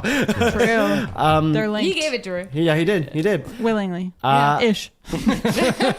Cops are behind the RV now, which is fine, because you see like great. the RV like stop and go because the unicorn is like, I forget that He's toy. pulling on the gas. Exactly. Buzz has a job for Forky, which is to keep locking the door for Dad, which I think is really good. I like that they keep fucking with Dad. Yeah, at that's this the point. whole movie. great. Cops want him to come out. It's like a whole thing. The dad's like, why is this happening to me? Buzz comes to run for Woody, and we're getting towards the end of the movie now. So they're all like kind of like at the top of the like the tents and stuff like that. So Buzz is like, come on, we gotta go. Because they all came back for Woody, right? That was the whole point. And Forky. And Bo and Woody hug each other goodbye in a very tender moment. They say goodbye to the other toys too, which is all of the rescue toys, let's call them. Woody walks towards Buzz. Buzz says something really nice. It's just kind of like the moment of the movie that, like, you know, trying to get that emotional beat out of it, which is, she will be okay. Bonnie will be okay, not Bo. So it's like a whole like, oh, Buzz knows what's best for Woody right now, right? He knows his friend very well. It's like, you know, you got to go that other way, not towards Bonnie right now. Time for Woody to retire. Exactly. So Woody runs back to Bo and hugs her in a very loving embrace. Very, very sweet. All the other toys reunite with Bo. So this is all like Andy's toys, Bonnie's toys. They're all like, wow, like, good to see you, Bo, all this stuff. Woody gives his badge to Jesse. Jesse hugs him. This is the part where like I got That's cute. emotional here, which is Bullseye comes in. Bullseye comes in and starts licking Woody, and I'm like, fuck, because Bullseye is the dog, like he's a dog, right? So it's just like, like saying goodbye to your friends is one thing, but saying goodbye to your dog, come on. You would never have to. It's unreasonable. Yeah. And Woody and Buzz now hug too, in a very like friendship kind of way. Like, yeah, you and I, we've been through a lot of things together. And now the RV's starting to drive away. Woody goes back to Bo, and Bo and Woody start running around to hijinks to like very upbeat music now. New adventures awaiting. Buzz goes to infinity. Woody says, and beyond. And then this is the first Dummies that I think Laura's ever cried about. They don't right? even have Facebook. They can't ever talk again. Yeah, I know. They're never gonna see each other. But Buzz has his inner voice, Laura which is just kind of cries, but they don't have Facebook. This is like one of the weirdest things to ever witness, where Laura's crying and Sam is not. Sam's dry as a bone. Yeah. Oh man. And Buzz is saying that Woody is no longer a lost toy anymore. Yeah. And the credits scene, that's the end of the movie. Credits scene, very quickly. Bunny, Ducky, and the gang help other Carney toys to find their own kids. There's a plush rush situation where Bunny and Ducky like fucking attack. This whole sequence this gag is hilarious, where they get really, really big, like This is Godzilla the- size, that and is- shooting lasers from their eyes. That is actually my favorite thing. And it visually, I was like, oh my god, this like the fur on them and the fur, the lighting. I was like, lasers. holy shit, this looks good. Really fun. And they're like, Yeah. pew, pew, pew. Yeah, it cuts back to Yeah. them. One more thing before we skip past this moment. It goes back to Bunny and Ducky pretending like they're doing it. Yeah. And Duke Kaboom is like, whoa, can you really, or he's like, can you really shoot lasers out of your eyes? Yeah. They're like, yeah. He's like, whoa. Yeah. He's like, Keanu did the whoa. Yes. They got it in there. This is my favorite Bonnie and Ducky stuff anyways, when they went Godzilla. I just think it's fun. But now we have Jessie is back in Bonnie's room. She went to first grade with Bonnie, so now we know some time has passed. So not only just kindergarten, it's been a full year now without Woody. Hasn't noticed he's gone. Yeah, but anyways, I have thoughts on that. And Bonnie made a new toy. You'd think 1 year would give her new skills, abilities to make a better toy, but she makes another Forky. And it ends on a really funny note, A which knifey. is, how am I alive? I don't know. It just ends on Forky that way. And that is Toy Story 4. Oh Wow. Thank you, Tongue. That was a lot to go through. Yeah. It was a lot. Emotionally and Really through the ringer. yeah. Laura was actually crying just Laura- now, by the way. I was actually crying. I don't know what you're from talking this. She's still got water in her You're eyes. glistening. It's fine. I'll- Everything's fine. I'm gonna save the source material for potentially Brad because I tried to find stuff and I really couldn't. I don't know. Did anybody? It's an I looked it original up. I did a quick story. Google- Yeah, Well, it's an it- original story written by. Well, the original The- story was Rashida Jones and them, With right? Will Okay, yeah, McCormick. because you touched Yeah. on that Yeah. at the beginning, and I was like, "Oh, you know more than I do then right now." Because Yeah. I couldn't find anything. And then really. she got off the project. That's all I I know. wonder what hers would have looked like. All, Me all too. I know, or all Yeah. I could find when I was reading was, what you were saying, Tongue, where it's supposed to be more of a love story, and then it ended up just going into more of a normal adventure Yeah. story. Well, not normal, there's, but there's definitely love There's- stuff in here. They're motivated Yes. by love. Yeah, Yes. I would say. Like, there's the end of the remnants movie is I what it feel is. like that's one of my things. Is like some of the times when they talk about. That's what I mean. It's like muddied. For me, Are we talking about the movie now? I guess I'll go into just like my thoughts.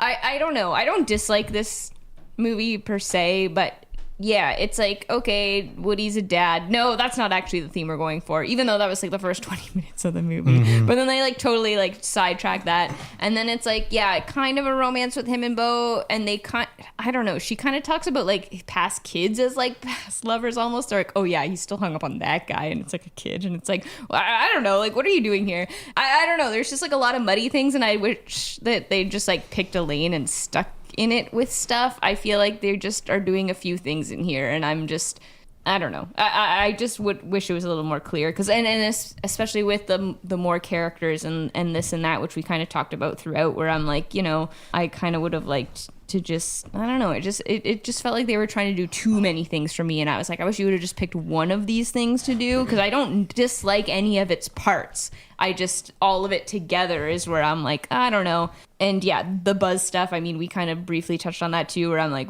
he's like barely in this movie. And I feel like we talked about The Incredibles, where Sam, he gets his own movie soon. we're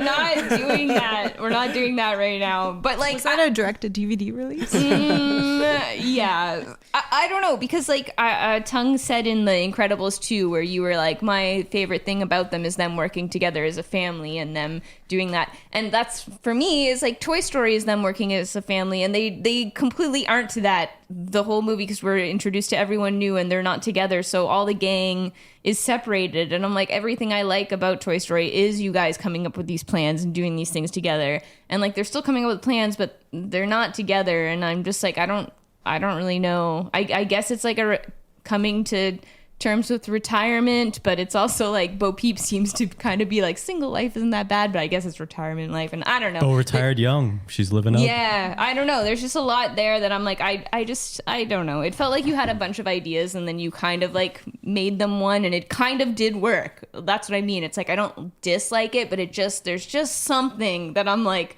I can't put my finger on it, or I'm like, I'm not buying this. And that's what I mean. At the end, it's hard for me to care about the whole emotional beat that has Laura in tears. Is like, you guys weren't even together the whole fucking movie. Like, I'm supposed to be so beat up about this, and I literally didn't see you guys interact for this whole film. So like, I get it because I'm emotionally attached and saw the other movies, but as a standalone, I'm like, you guys were not together. So like, I don't care about this really at all.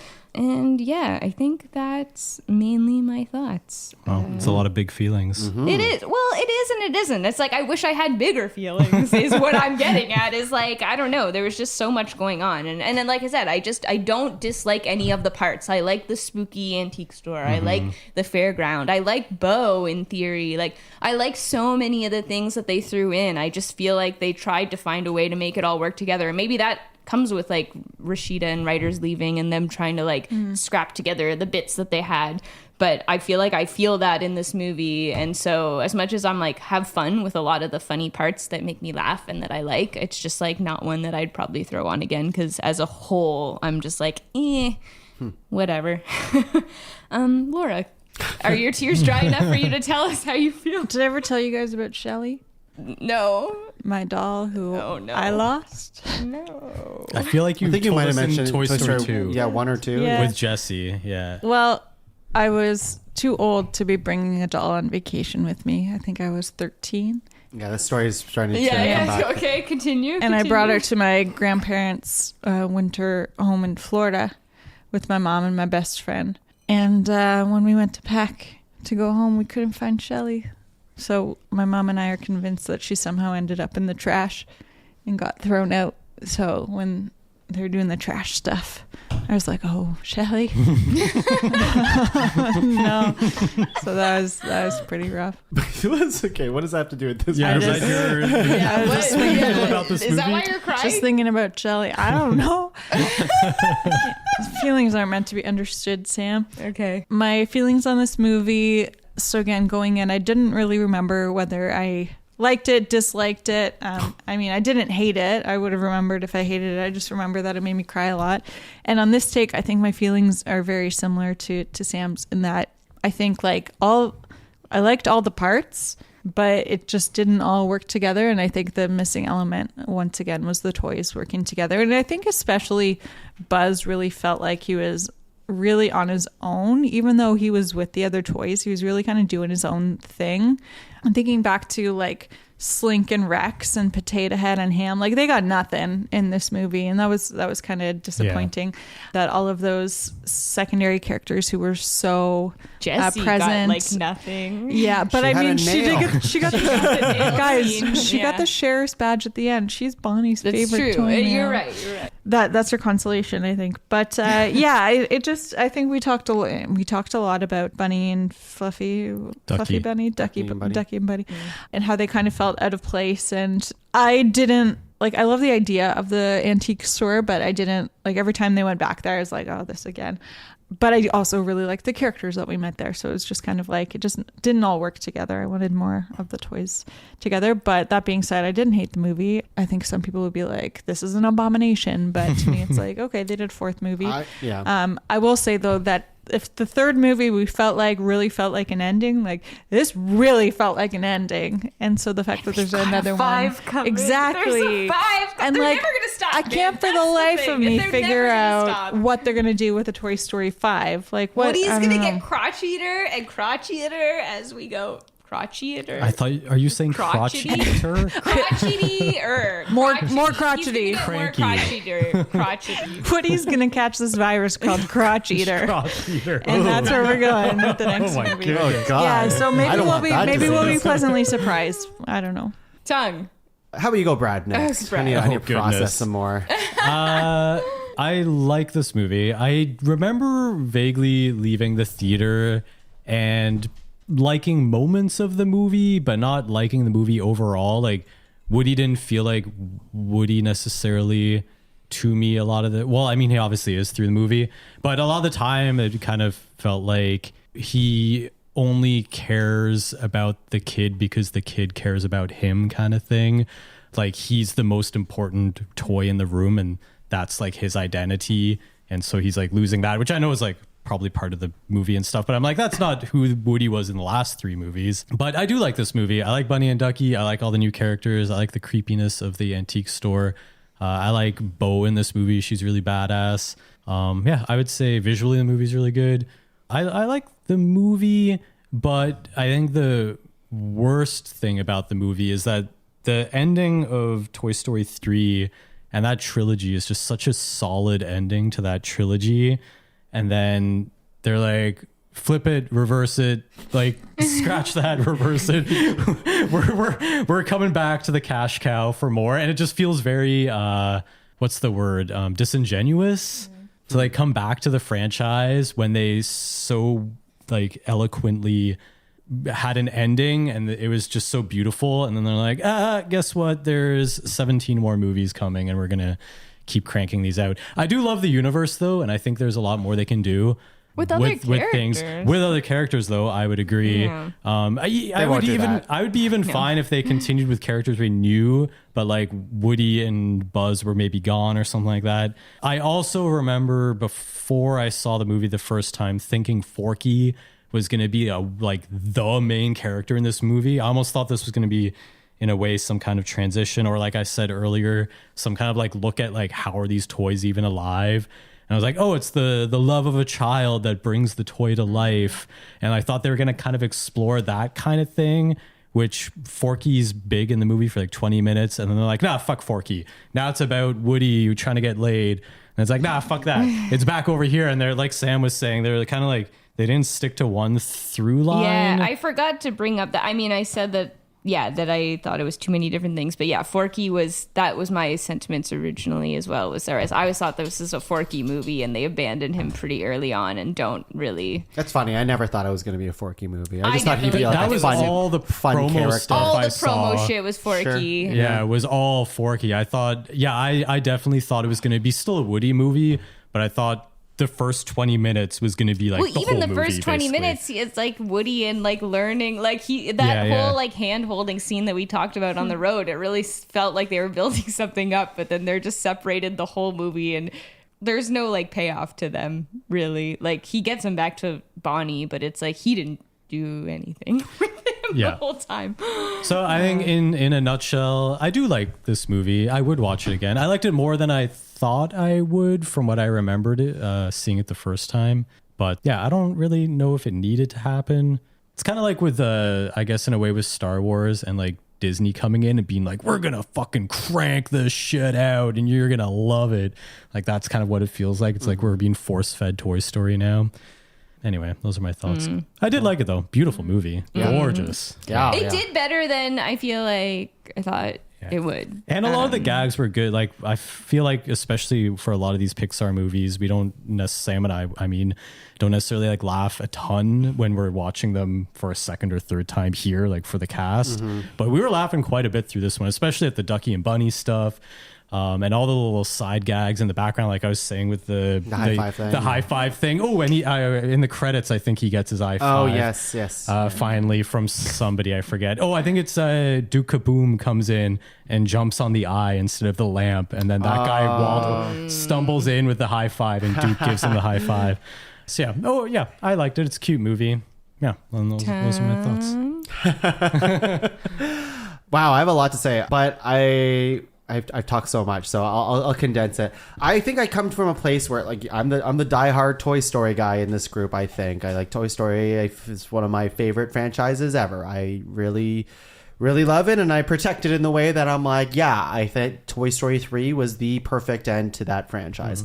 I still believe that in many ways. To open the door again is an interesting thing, which is why I am able to like kind of recontextualize it in my head what this movie is. A complaint that you guys have, and I kind of share in the same way, is that Andy's toys are very much on the sideline of this story, right? Which is like some of the best parts of Toy Story in the past is Andy's toys coming up with the plans together and executing on them together, working off of each other, all this other stuff. But because we're opening this door one more time, or soon to be another time afterwards, but that aside, when you do Toy Story 4 and say you're going to try something different, and this is a Woody story, to know that it's a Woody story and that is the main thrust of it all, you kind of have to go on it on its own terms in that way. So you can't just compare it to something that's not trying to be. And I'm happy they're trying to do something different, where it's just like, you know, Woody is the main character, but what is his wants? What is his needs? That's what this movie's exploring, is right? Like, we're talking about a movie that, like, if you're going to gather a theme from anything of this movie, it's that what happens when you fulfill your responsibilities? What happens when you've done the duty, right? How do you go on? What's next in life? You have a guy whose whole thing was making a kid happy. Of course, he's the leader of the group. He's making everyone else happy, but everyone's happy but him. So this whole movie explores the whole idea of like, it's okay to go off and be your own person and find love and not have to worry about your family and the people you love, because of what you've done in the past is what got them to where they are, so that they are self-sufficient now. When you are too old to continue working, what else is there in life? Sure. But Woody's put in the work already, right? So the idea that he's already done that, but he has a hard time now letting go because he feels like he still needs to be there to protect all these other toys. But these other toys don't need it anymore. They don't need Woody, and not in a negative way. It's that Woody's already taught them how to be their own toys and how to be happy and all the stuff without him.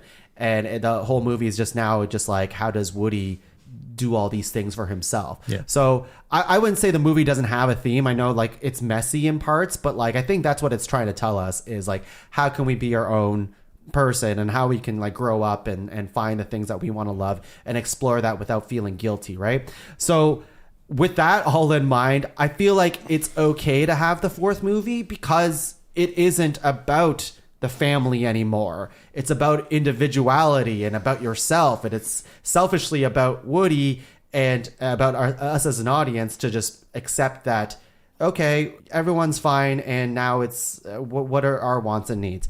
So that theme and stuff aside, like I really enjoyed that, and I really liked the new characters. But I would agree that like there is something that, because we don't have Andy's toys and all this stuff, it feels there is a missing sauce or spice to it that makes it feel truly Toy Story. Right now, it definitely feels Toy Story to me, but it's missing. I don't know what it is exactly. Potato Head. He didn't have a single line, I'm pretty sure. I think he might have. Yeah. They knocked like his eyes out again or something like that, and he has like outline or whatever. There was no Potato Head being like, fucking Woody, god damn it. I think he says that when he sees Woody come out of the backpack that one time. He's like, fucking Woody. Yeah. But I think going to the point at the very end, I think that is the moment of the movie that they want you to like hang your hat on, to be like, this is what everyone's going to remember, the ending, the one that you cried on, Laura, which I think is very like a very emotional and touching moment. But I would agree with Sam that it's like they make Buzz so sidelined and almost like you don't understand why he cares about Woody in this movie because we don't see the brotherly bonding that they built over the last 3 movies. So you have to go on the assumption that you've seen all other movies to be like, this moment lands. Of course it lands for me too. Like I felt what Laura's feeling to a lesser extent, but like I felt it. I'm like, yeah, these toys are saying goodbye for the last time. That's powerful shit.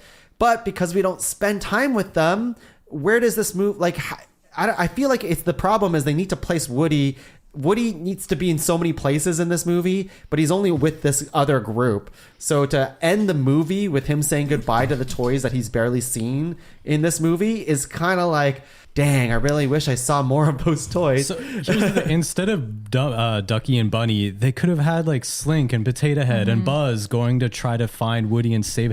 Like they could have got the gang back together for one last hurrah and adventure to like go and do this, but instead it was just Buzz. And that's why, like, I feel like, Sam, maybe you're on the same wavelengths, but that's why I was saying I feel like Bunny and Ducky, they feel like shoehorned in because they're like, no, we need like new toys now and blah, blah, blah.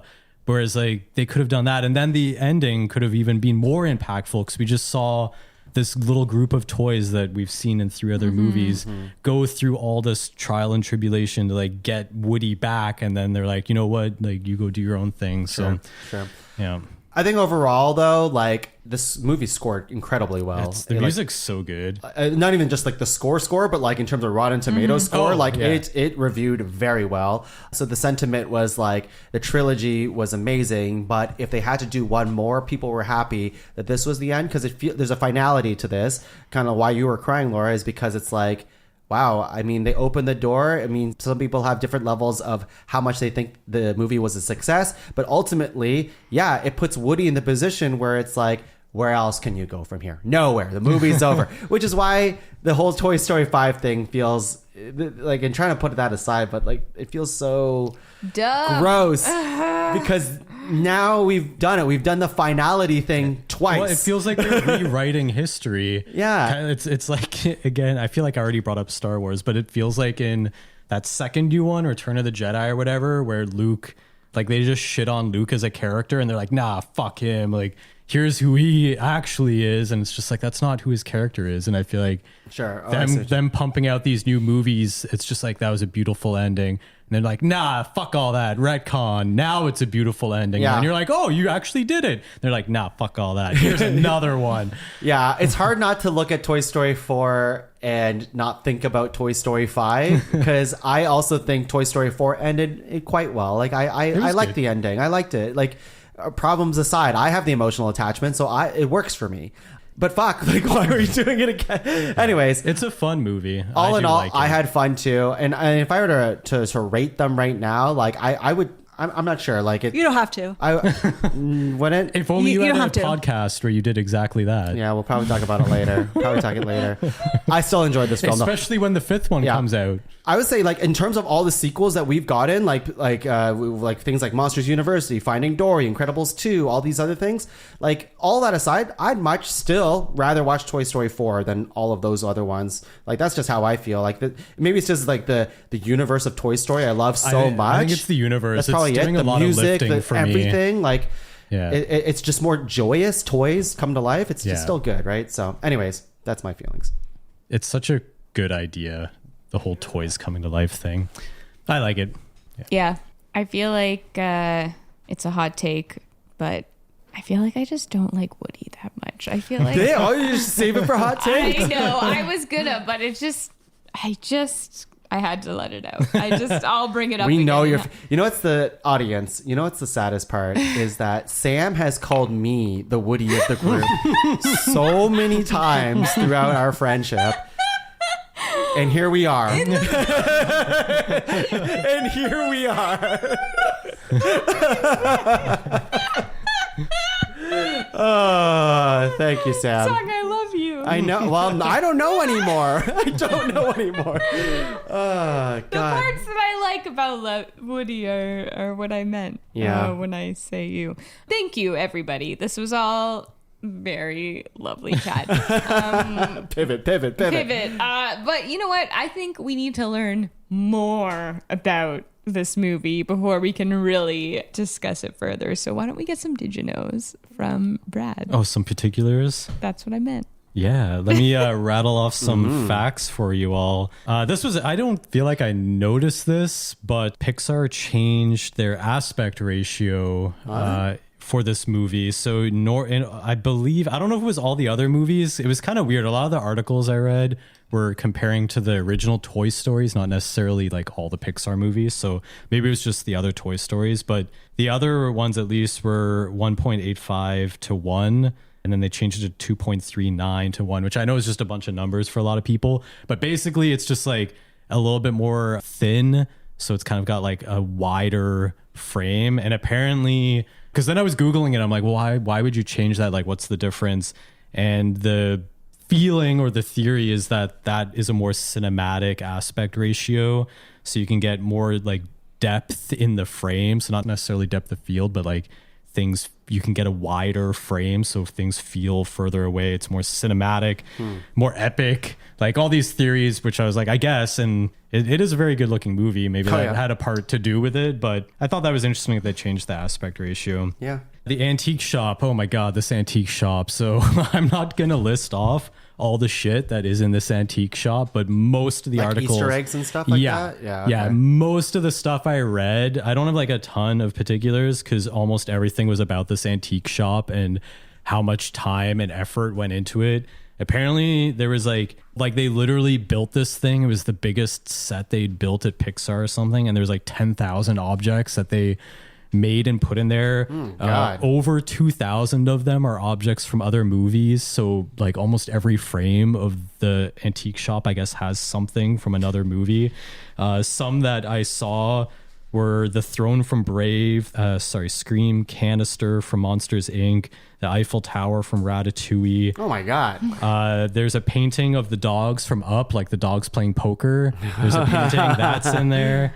So yeah, there's like 2,000 of them. I'm obviously not going to go through all of them. Apparently there's like a 10-page list that they have, like naming off all the things. So that antique shop is just a treasure trove of Easter eggs. So weird because I didn't notice anything. That's eh? and it makes so much sense because if you were gonna have a thing full of clutter, it's like here's all the assets I've used, a junk pile like of shit, and like that's so funny to me. Like that, I like that a lot.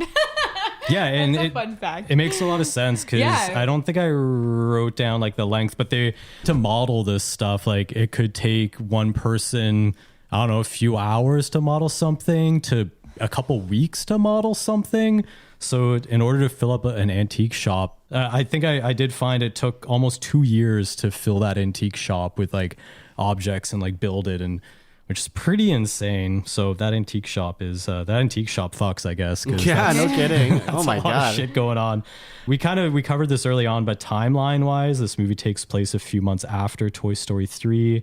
The character models are more or less the same. Like, I don't think they literally use the same computer models, but they're supposed to be the same models, but now they have more scratches and nicks on them to like show that they've been getting played with. So like I can't remember, I don't know the term, but you know, on like a wool type sweater where it starts getting pilling. Yes. So Woody's like arms and stuff, you can see the pilling now on the cloth, and Buzz has like more scratches and stuff around his arm sockets where the arms would be moving and everything. As usual, I feel like with this, which we'll get into with the animation stuff, like it's just details. It's more and more details. They just keep stacking them one on top of the other. So an interesting thing I found with Gabby that I thought was interesting was that originally Gabby was going to be blonde. That's how she was designed. But then the tech department came back and they were like, ooh, could she be a redhead instead? Because apparently a blonde character would take 5 times longer to render versus a red-haired character, which I went down a little bit of a rabbit hole, but I guess blonde hair is like more transparent, at least the way they render it. And we've talked about ray tracing, I think, way back on this cast. So they would basically be like shooting a ray of light and it would have to bounce around in the hair, but because it's transparent, it would bounce around like something like 85 times. And then come back to the camera or whatever it is. So that would take forever to render. Whereas if it's red hair, it's more opaque. So it would bounce like 8 times or something. So it would take like way less computer power to render them, render Gabby as a redhead. So I thought that was interesting. But then the article I was reading went on to talk about how Ducky and Bunny are some of the most expensive characters that they've done, expensive as in render time, because of the neon yellow and the neon blue, which is the exact problem with the blonde. And I guess neon specifically, because it's like so bright, it just takes a lot. It's a lot of power and time to render that kind of stuff. A lot of computer things. How about that? Yeah, it's pretty nuts. I don't know, it's these things that you don't like consider and think Yeah. about. And it's a back and forth because they were talking in the article about how the designers would be like, here's the design. And then like the IT department or the TDs are like, and like, that's going to be really hard. Could you do that instead? And so there's like a push and pull between the creative and the tech side. And like the tech side won on Gabby, but then with Ducky and Bunny, the creatives were like, no, like the duck has to be yellow. It's got to, that's It's a duck. It's a duck. be yellow. Whereas the TDs were like, damn it, like that's so much more work for us. But you know, that's art. Art is pain, as they say. That's more. I've got some that kind of like lead into animation angles, so I'll end it. Where's the Luxo ball? I know. Well, that's where I was going to end Well, it. Antique shop? You can lead away because I have nothing for animation angles. So continue. Well, I was just going to double check my notes. I did miss one. So, I don't know if you, Tung, noticed all the bokeh in this movie. There's all bokeh? Yeah. So. bokeh? You know, with like photography in the background or cameras as well in the background, you can get like I always said bouquet, but I could be wrong. it might be bokeh. I don't know. Bokeh. I don't know. I don't know. Bokeh. But it's like in the background of a photo, it might be like a blown out light, and you get like kind of like circles behind you. yeah. So that's like a camera effect. Interesting. That's interesting. Maybe I don't know anything about cameras. I've always bokeh for me is like depth of field, where it's like subjects and focus, and behind you is very blurry and stuff like that. That's how I always. That's learned bouquet. Oh, you're right. Bouquet. Well, I did notice the really nice, whatever we want to call it, Whatever. in So this movie. yours is it's the light. I thought that was maybe bokeh. Maybe they're related. Maybe I don't know. I Yeah. thought the other was depth of I field. saw those but- lights. I thought anyways, doesn't But matter. anyway, so apparently I'll get into the dust in animation angle. So this kind of leads into that, I guess. But they added dust to the air in this movie. And so they would get a lot of that like sparkly bokeh effect behind They're in an antique shop. them. Of course there's Exactly. dust. Yeah. And then, to end the particulars, we got the ball, the Luxo ball, which, yes, you're all correct. It was in the antique shop. Lazy A113, cabinet of the antique you would shop. think was the license plate. Yeah, that would be my guess. But no, it was in the antique shop. Shut up! Really? Yeah. Where? It was a poster. What? Yeah, Why? I found a screenshot. So many other And it was things. like a fancy looking poster on the wall that just said A113. The Pizza Planet truck, though, In the antique shop. not in the antique shop for once. It's a tattoo on the carnival worker on the guy's so like funny. That's fun. That's a good one. yeah, It's a little voiced by creative. Bill Hader as well. Ah, okay. Which I didn't barely realize. talks. That kid. Yeah, I was like, oh, I was like, don't even remember him talk. I think he says like cool at one point. yeah, He picks up the he picks toy. it up, yeah. He was just like in the house that day, and they're like, "Hey, want to say cool?" For us?" Yeah. So yeah, that's it for my particulars. Like I said, Just continue straight on. into animation Yeah. angle. So yeah, I just have that the bokeh effect looks good, which maybe that's what it's called. Maybe it's not. Oh, okay. So they had dust, as I said. They had new tech, because of course there's always new tech. And this one was that they like basically, as we've already seen, like with Incredibles 2, they did realistic gravity and the way that things like fall and settle and all that stuff. So they developed a program that they could build a set and then it would realistically simulate where dust would gather. And they could dial that up or down depending on how much Crazy. dust they want. It's nuts. So, and the I don't have a ton of animation angle because again, a lot of what I was reading was to do with the antique shop in general, and that was like dust. But it was also talking about how because the camera is often like at the toy eye level, so it's just like 2 inches off the ground. They spent a lot of time in this antique shop making it a character of itself and adding the dust so it'll like gather by the edge of a carpet or where characters would walk. There'd be less dust and all that. So that was pretty crazy, I thought. I feel like this is where you're really starting to see a lot of like AI stuff starting to, in a way, come in. Maybe not necessarily like AI as we know it now, even though this was what, like 4 or 5 years ago, whatever it was. But definitely it seems like there's a lot more computer doing the legwork, simulations happening. The rain. Oh my God, the rain looks so good. So good. So good. So the OG Toy Story If you remember, there's Sid is looking out the window and it's like raining and he's like, oh, it's raining. I can't go blow up my fucking toys. So they couldn't actually do the rain back then though. So they basically faked it. It was like a magic No trick way. at that point where they put clouds in the sky, like painted clouds. This is in Toy Story 1, where the clouds looked like rainstorm clouds.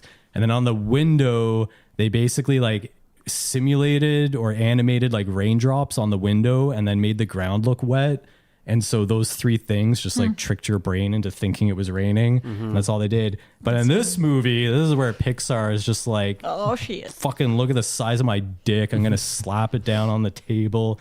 There's rain's just interacting with everything. It's like, oh my God, it looks so In the good. water, the way it, like The water. just touches RC The and mud. like the mud. Yeah. Oh it's my God. This crazy. whole opening I could watch over and over again. So yeah, they spend a lot of time developing the rain.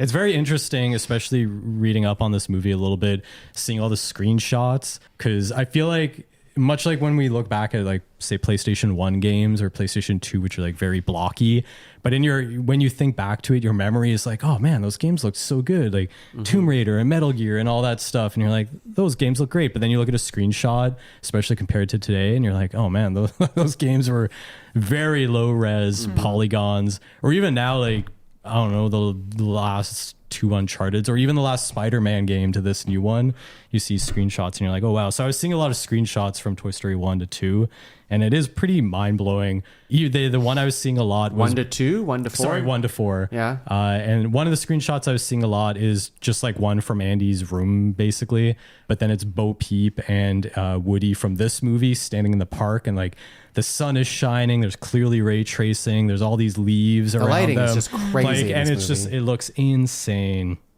So yeah, like I was saying, a lot of what I was reading was talking about how the sets were characters in this movie because how close you were.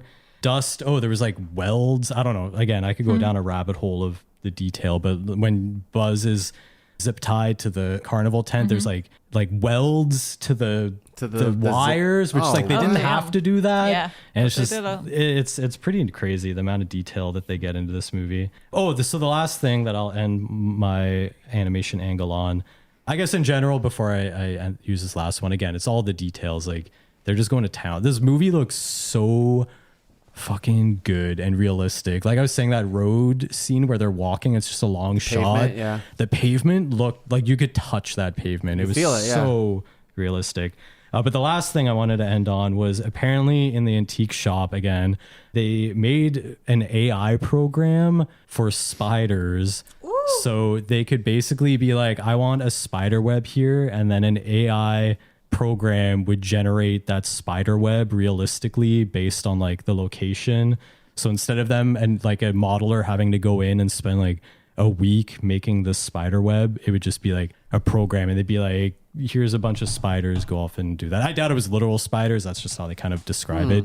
But apparently they could just be like, I want a spider web here. The points will be here and here.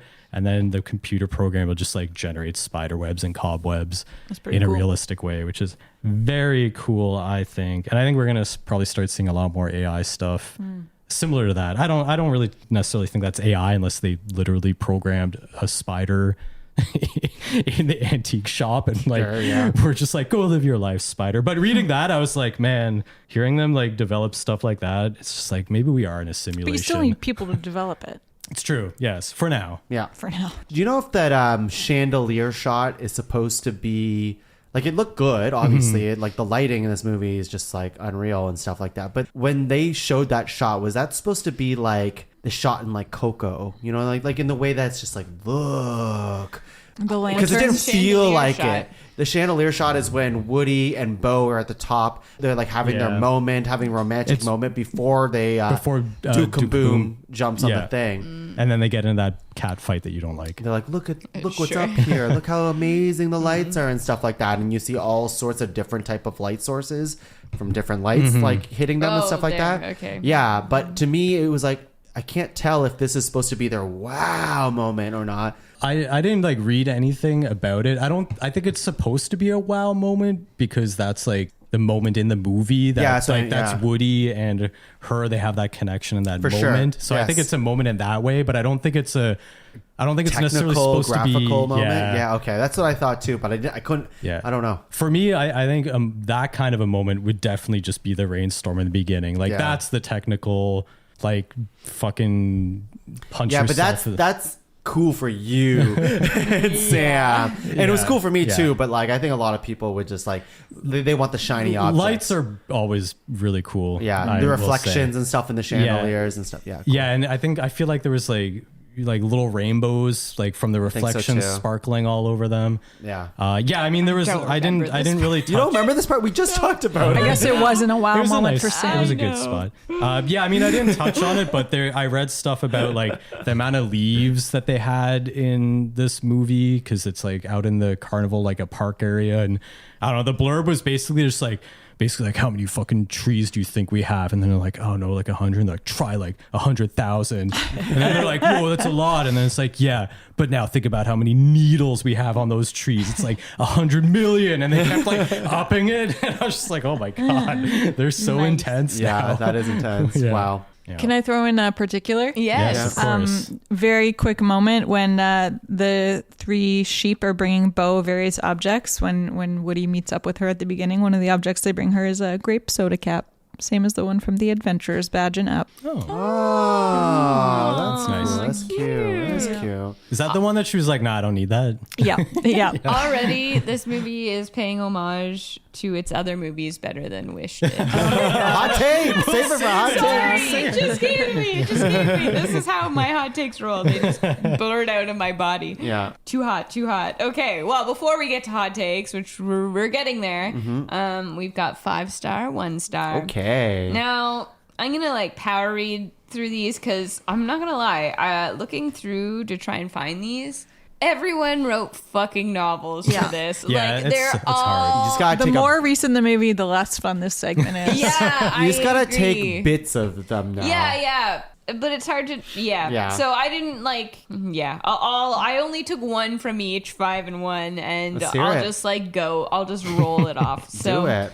we'll start with 5-star from Demonique. What an emotional movie, and I'm 32 years old. I gave it 5 stars because it's such a good franchise, but I'm going to give a 1-star to Bonnie. Hear me out first. At the end of Toy Story 3, Andy specifically told Bonnie to take care of Woody and the other toys. Oh my because God, they- this is my hot take. This is Yeah. my hot take that I had. I'm sorry, because they used to be his pride and joy. Fast forward to Toy Story 4, Woody's been forgotten. I get it, sometimes kids forget, but how can you forget Woody, aka Mr. Snake in your boot? He's what made Toy Story Toy Story. I can't imagine if Andy made a surprise visit only to find out that Woody has been lost and that Bonnie could care less and shrugs like she gives a damn about Woody. In my opinion, Woody should have stayed at the daycare, Toy Story 3, because at least the daycare kids could play with him, unlike Bonnie would. I mean, at least she cares for Forky. Hip hip hooray. Woody's the life of the party, in my opinion. I just can't see why you would forget a toy when you were promised to take care of it. With that said, the rest of the characters were meh, okay, not good, not great, but okay. Villain was 50-50. Oh my God, this goes on for another paragraph. But And anyway, they gave it 5 stars. yeah, that's what I mean. I'm like, this one goes on and on. I'm gonna like skim or not talk about the rest. But I actually like the ending because at least, spoiler alert, Woody can be a lost toy now with Bo Peep smiley face. And I can be quite honest, Toy Story 3 should have been the real ending. Wink. 5 5 stars. stars. The heck? I'm like, you know what? You could have given this 3.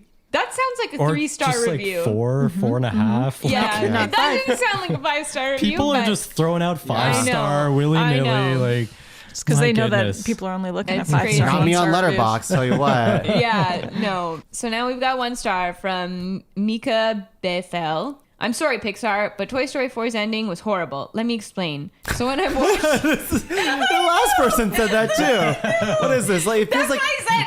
Everyone on this was like, I'm going to write you an essay on... this feels like the Yeah. headlines where it's like, but you'll want to hear what I have to say if you read the article. read on to find out what Yeah. happens next. Shut up. Is it? I know. It was so frustrating. I was like, guys, give me your like 3-sentence takes Yeah. here.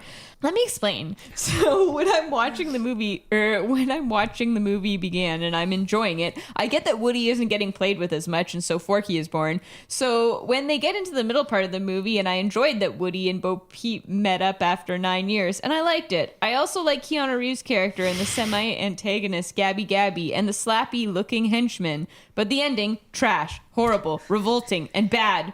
So Bo Peep tries to convince Woody to stay with her since he doesn't get played with as much. But Bo Peep is a lost toy, meaning that she has no owner, meaning that Woody would be leaving his friends that he's been with for 11 years. Buzz, Bullseye, Mr. and Mrs. Potato Head, Slinky, Rex, and Jesse. And Woody took Bo Peep's request? The hell? So imagine if you've been living with your friends for 11 years and you abandon them for one chick. A horrible way to finish a legendary series. Wow. Jeez. I feel like you might have missed the That point. one reads as 2 stars because he like celebrated some of the beginning.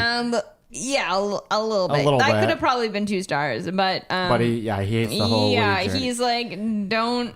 You know what? Stick with your.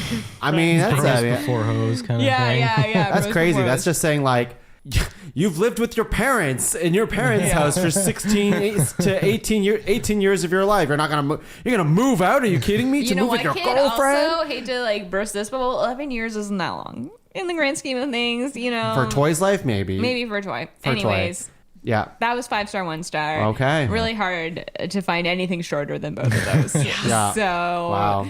that brings us into hot takes. Hot Is there take. anything Yes, brought to you by Carnival Lights. The light bulb that Duke Kaboom smashed with his head.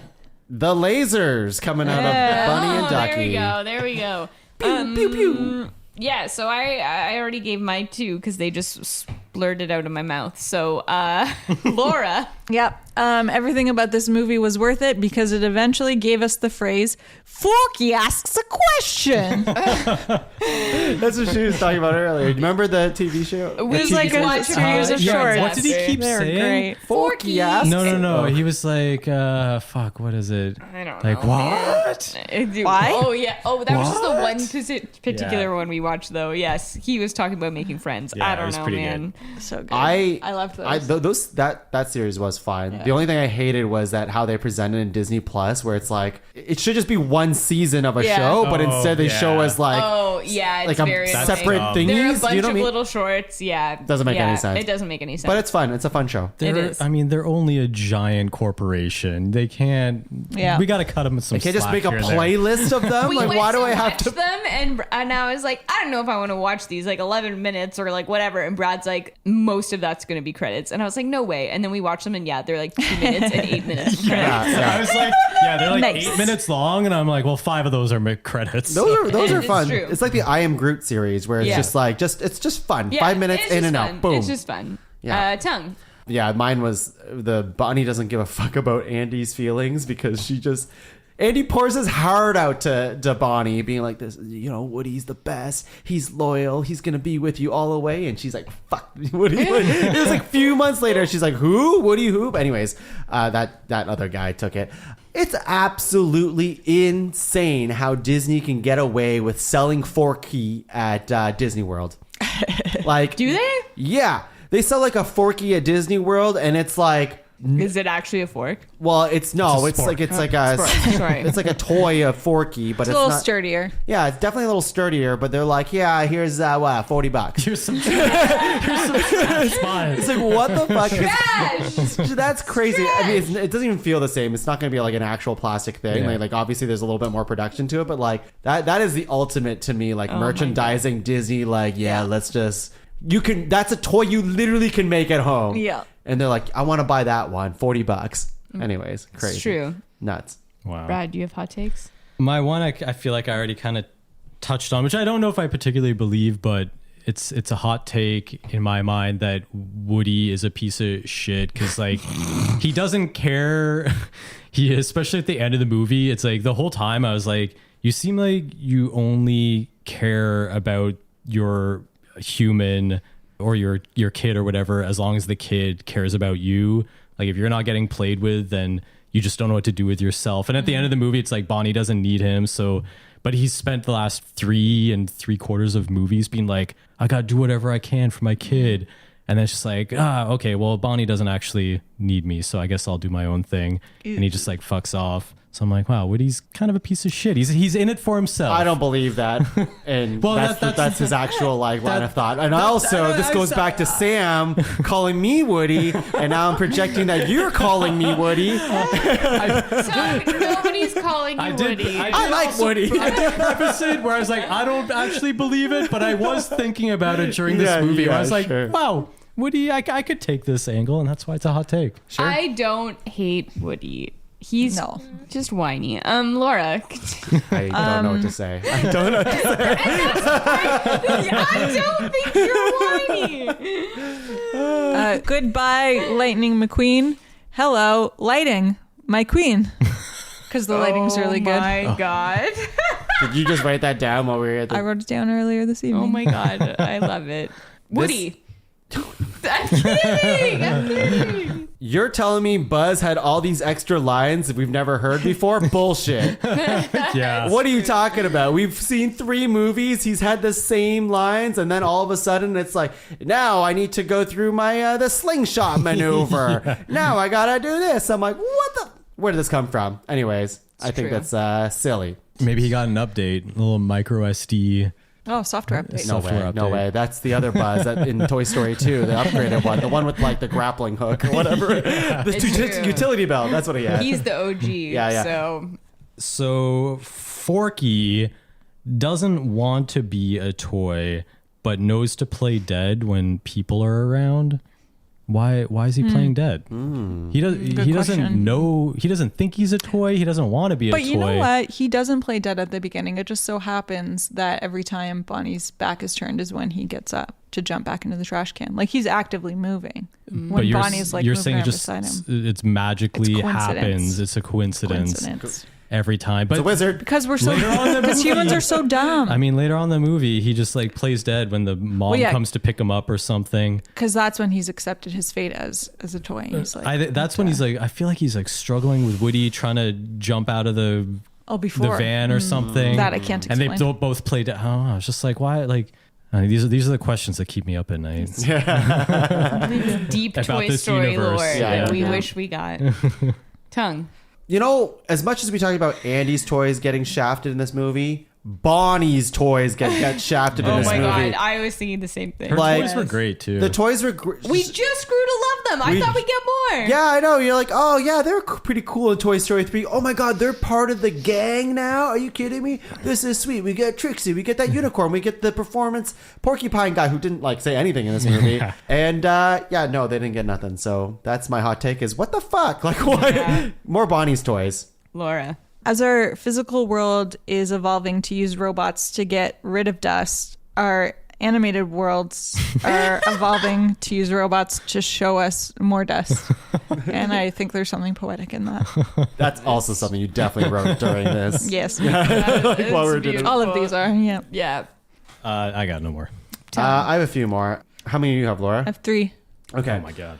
Remember when it took them forever to get to Al's Toy Barn, which was like down the street, and yet Woody walked 5.3 miles overnight to get to the thing. It took a whole night. It took them way longer to like just move down like a street in Toy Story 2. That was our first trip out of the house. And they're all tired and stuff like that. I remember well, that's because they were out of shape. Okay. This was good. Potato Head was dying. You're only as fast as your slowest group member. Woody was bringing a fucking spork with him. It was a very light spork. Anyways. Have you ever seen a spork in real life? I don't know if I've ever... A real spork? I don't know if I've ever held a spork. I think I've held a spork before, and I don't like it. I don't like it. I don't like it. It's just all I'm like, just what wrong. am I going to do with you? It's wrong. No, it is. Yeah. Laura? I'm going to say that my toys as parents theory that I posited, I think, in Toy Story 2 holds true. And in this movie, the moral of the story is that sometimes Dad's just going to move to Florida with his new flame. And you may or may not see him again. So, yeah. Yeah. But I actually think they do some interesting stuff here that's like the lost toys are almost like empty nesters who like there's the parents whose lives might still evolve Yes. around their kids after their Yes. kids move out of the home. But for others, it's like, okay, I'm going to go live like this new chapter of my life and it's going to be great. Not necessarily like because it's without their children, but just because they're like, oh, like they can do all these things that they I never like- considered before. I like that analogy, and I feel like that was one where I was like, oh yes, like I clung to that really early on watching this movie where I was like, yeah, empty nesters, this makes sense. Like your kid, like you've retired. Like, I mean, the retiree thing is a thing that I feel like is pretty clear to pick up on. But then they just make a few jokes that are weird and they like make it sound like an ex-lover or something. Yeah. They're like, Woody They was blur hung the up on lines this for kid sure. or something. Or they like make some joke about it. I'm like, well, that doesn't sound like a kid analogy. That sounds like an ex. Like, Oh, you're it's still just with like, someone? Man, pick Oh. a lane, man. Pick a lane. Tongue. You still care about your kid? Gross.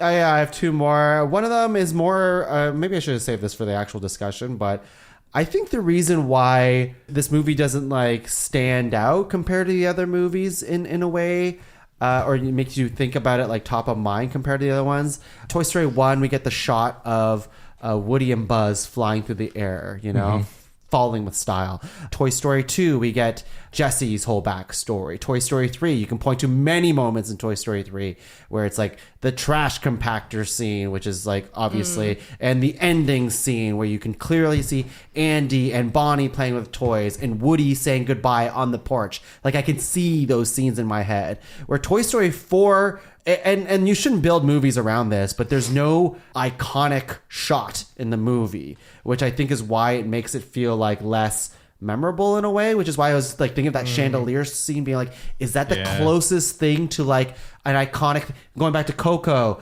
like the lights in the City of the Dead, in Wall-E when they're flying in space, like there's something in let's just think about it this way, the montage that you would see in Pixar, right? What is the thing that they show in Toy Story 4? I think the Toy I Story don't know. 4 gets a lot of like, and then they did the, and then Yeah. it like feels very and then motivated throughout, and I think that's what makes it feel more sequely than especially the beginning. I think once they kind of find their feet, and as much as I was like, I want more Forky, once they abandon Forky, it kind of becomes a different thing. But the very beginning of it feels very like, and then they did this, and then they did this, and then they did this, and I'm like, yes, this is very, Yeah.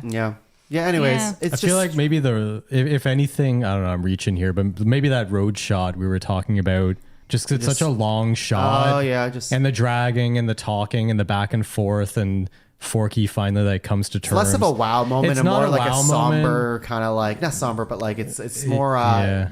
emotional, deep, but like it's, I don't know. I would agree. It's not flashy, I guess is the word. I guess I honestly think it's the chandelier shot, if anything. That or when Bunny and Ducky go Godzilla Yeah, and I know. shoot Well, you laser could miss beams. that. That was so dope. That was dope. It's so cool. Laura, Have you guys seen Nomad? no. Nomad Land. No, just Nomadland. Nomadland. Yeah. Frances McDormand Yeah. won an Oscar. Yeah. Won a few. Yeah. I guess I'm just, when I think about Toy Story 5, I'm just a little worried that it's going to be like a toy version of Nomad. Nomadland, because like they've got it good and they're basically like losing their source of so much that keeps them alive, and like Bo is basically like one rejected workers' comp claim away from not being able to afford gas for her skunk, and I'm a little worried about them setting off on their own. I'm so curious what they do for Toy Story 5. I just want to know what well, I'm gonna watch it obviously, but what are they doing? Yeah. What are they doing? I think Bonnie growing up now? well, yeah, because I was gonna say Andy's kid? maybe why Toy Story 4 feels weird to me is because the first three, in a way, they're like Andy's movies and him growing up, because like their like the toys' lives revolve around Andy, and everything they're doing is to like get back to Andy and do this and do that for Andy, and then the third movie ends with Andy moving on. So I feel like maybe for me that's why Toy Story 4 just felt like a little bit odd and not necessary in a way, because it's like it was kind of Andy's story in a sense, and now they're continuing on. We do kind what- of, I don't know. We do what we normally do these days, and we watch the trailer after. And I thought it was weird because it's to the music. It's like, God only knows what we do. And it had that, and I was like, what the fuck is this? That is weird. It is weird. It was like a weird music choice to show stuff, and I was like, couldn't get my head past that. I was like, the vibe of this trailer is not the vibe weird. of the movie. And I didn't remember that trailer because they did not show Forky a lot in that trailer. Yeah. That one definitely felt more like a Woody movie, but I remember all the promo stuff was Forky. Yeah, I don't know. The trailer was weird, and I was like, what is this? You know Yeah, how that it's was a super weird trailer. trendy right now to do like horror movies with slowed down versions in a minor key of popular. I'm picturing like that. That's in what it the felt Toy like, Story. Yeah. but it wasn't. That is really what it was bizarre. I don't know. Tongue, do you have more hot takes? Sort of. I was just trying to find. I was like, Randy Newman couldn't wait to work on this movie and write a song for it. It's I Can't Let You Throw Yourself Away, and it goes, I can't let you. I can't let you. That's I can't let you throw yourself That's away. exactly what it's saying. Right there. He could not wait to. Anyways, my last one, that was kind of a last one, but here's my real last one. It's not a hot take. It's just a moment that I needed to share with you, Sam and Brad, and the audience at home. Laura and I are watching this movie at my parents' place. The emotional moment is about to happen towards the end of the movie. And it's getting there. Like, we're getting amped up. Laura's about to cry, potentially. I'm about to, like, ready to open myself up to feelings, being like, wow, Buzz is coming back. The whole gang's back together. The movie's about to close. And my mom is at the top of the stairs, and she doesn't give a fuck. When She just we're like watching this. leans over She so doesn't- that we can see her. No. Yeah, she leans down so we can kind of see her. And again, she's the type of person, like, we can be watching a movie and she'll be like, you're watching a movie? Cool. Oh, I want to talk about the plant that I'm watering right now. Look at this plant. Do you like the plant? It's like, come on, Mom. Anyways, she goes, the Costco salad is being recalled. It's killing people. It's killing people. Costco salad kill people. Costco salad's killing people. and she just keeps saying that as we're watching this movie. And I'm just really trying to like be like, okay, Woody's saying goodbye to Buzz, and he's gonna run back to Bo, and all I hear is Costco salad's killing people. Anyways, that's it. It's not a hot take. I just had to share that. That's great. Oh boy. Anything else? My last one, if Toy Story 5 opens with Woody and Buzz reconnecting on Facebook, I swear to God, I'll flip tables. You keep saying this, but like Trixie and Rex were like emailing each other. Never mind, that's just, never were on mind. MSN. Never mind. That's true. That exists. Another dinosaur. It's another dinosaur. It's just a dinosaur down the street, never mind. Anyways, Trixie. Toy Story 4. Thanks everybody. And Tongue's mom for letting us know that Costco salad's killing people. Man. For a non-event movie, we sure talked like it was one. I know. It's I Toy know. Story. It is We have Toy to. It's Toy Story. Story. You have to. I It's feel the like OG. Toy Story 5 will talk just as long. Yeah. So, but you know what? Toy Story 5 is still a ways off, listeners. We're not there yet, but you can watch along. And if you want to watch what's coming up next for the Pixar pals, we are moving forward. We are moving onward. Scratch that. Reverse Smooth. You want to talk about fucking just putting the most popular people in movies like Jordan Peele? Yeah. We're only gonna This was go a stepping further. stone. Further Yeah. down that rabbit hole. If you Would want you say to infinity and onward? yeah, pretend I said that. We're going to a mystical something land with Tom Holland. And Chris Pratt. Yeah. You mean the voice of Garfield? Oh my god. Oh my god. You know what? Save it. Save it. Oh my god. Save it. We'll end there tonight though, folks, and we'll see you next time. Laura, why don't you give us a Randy Newman You're a bag of trash. You're a bag of trash. What, you say that to the audience? Don't tell yourself that in the mirror, but you're a bag of trash.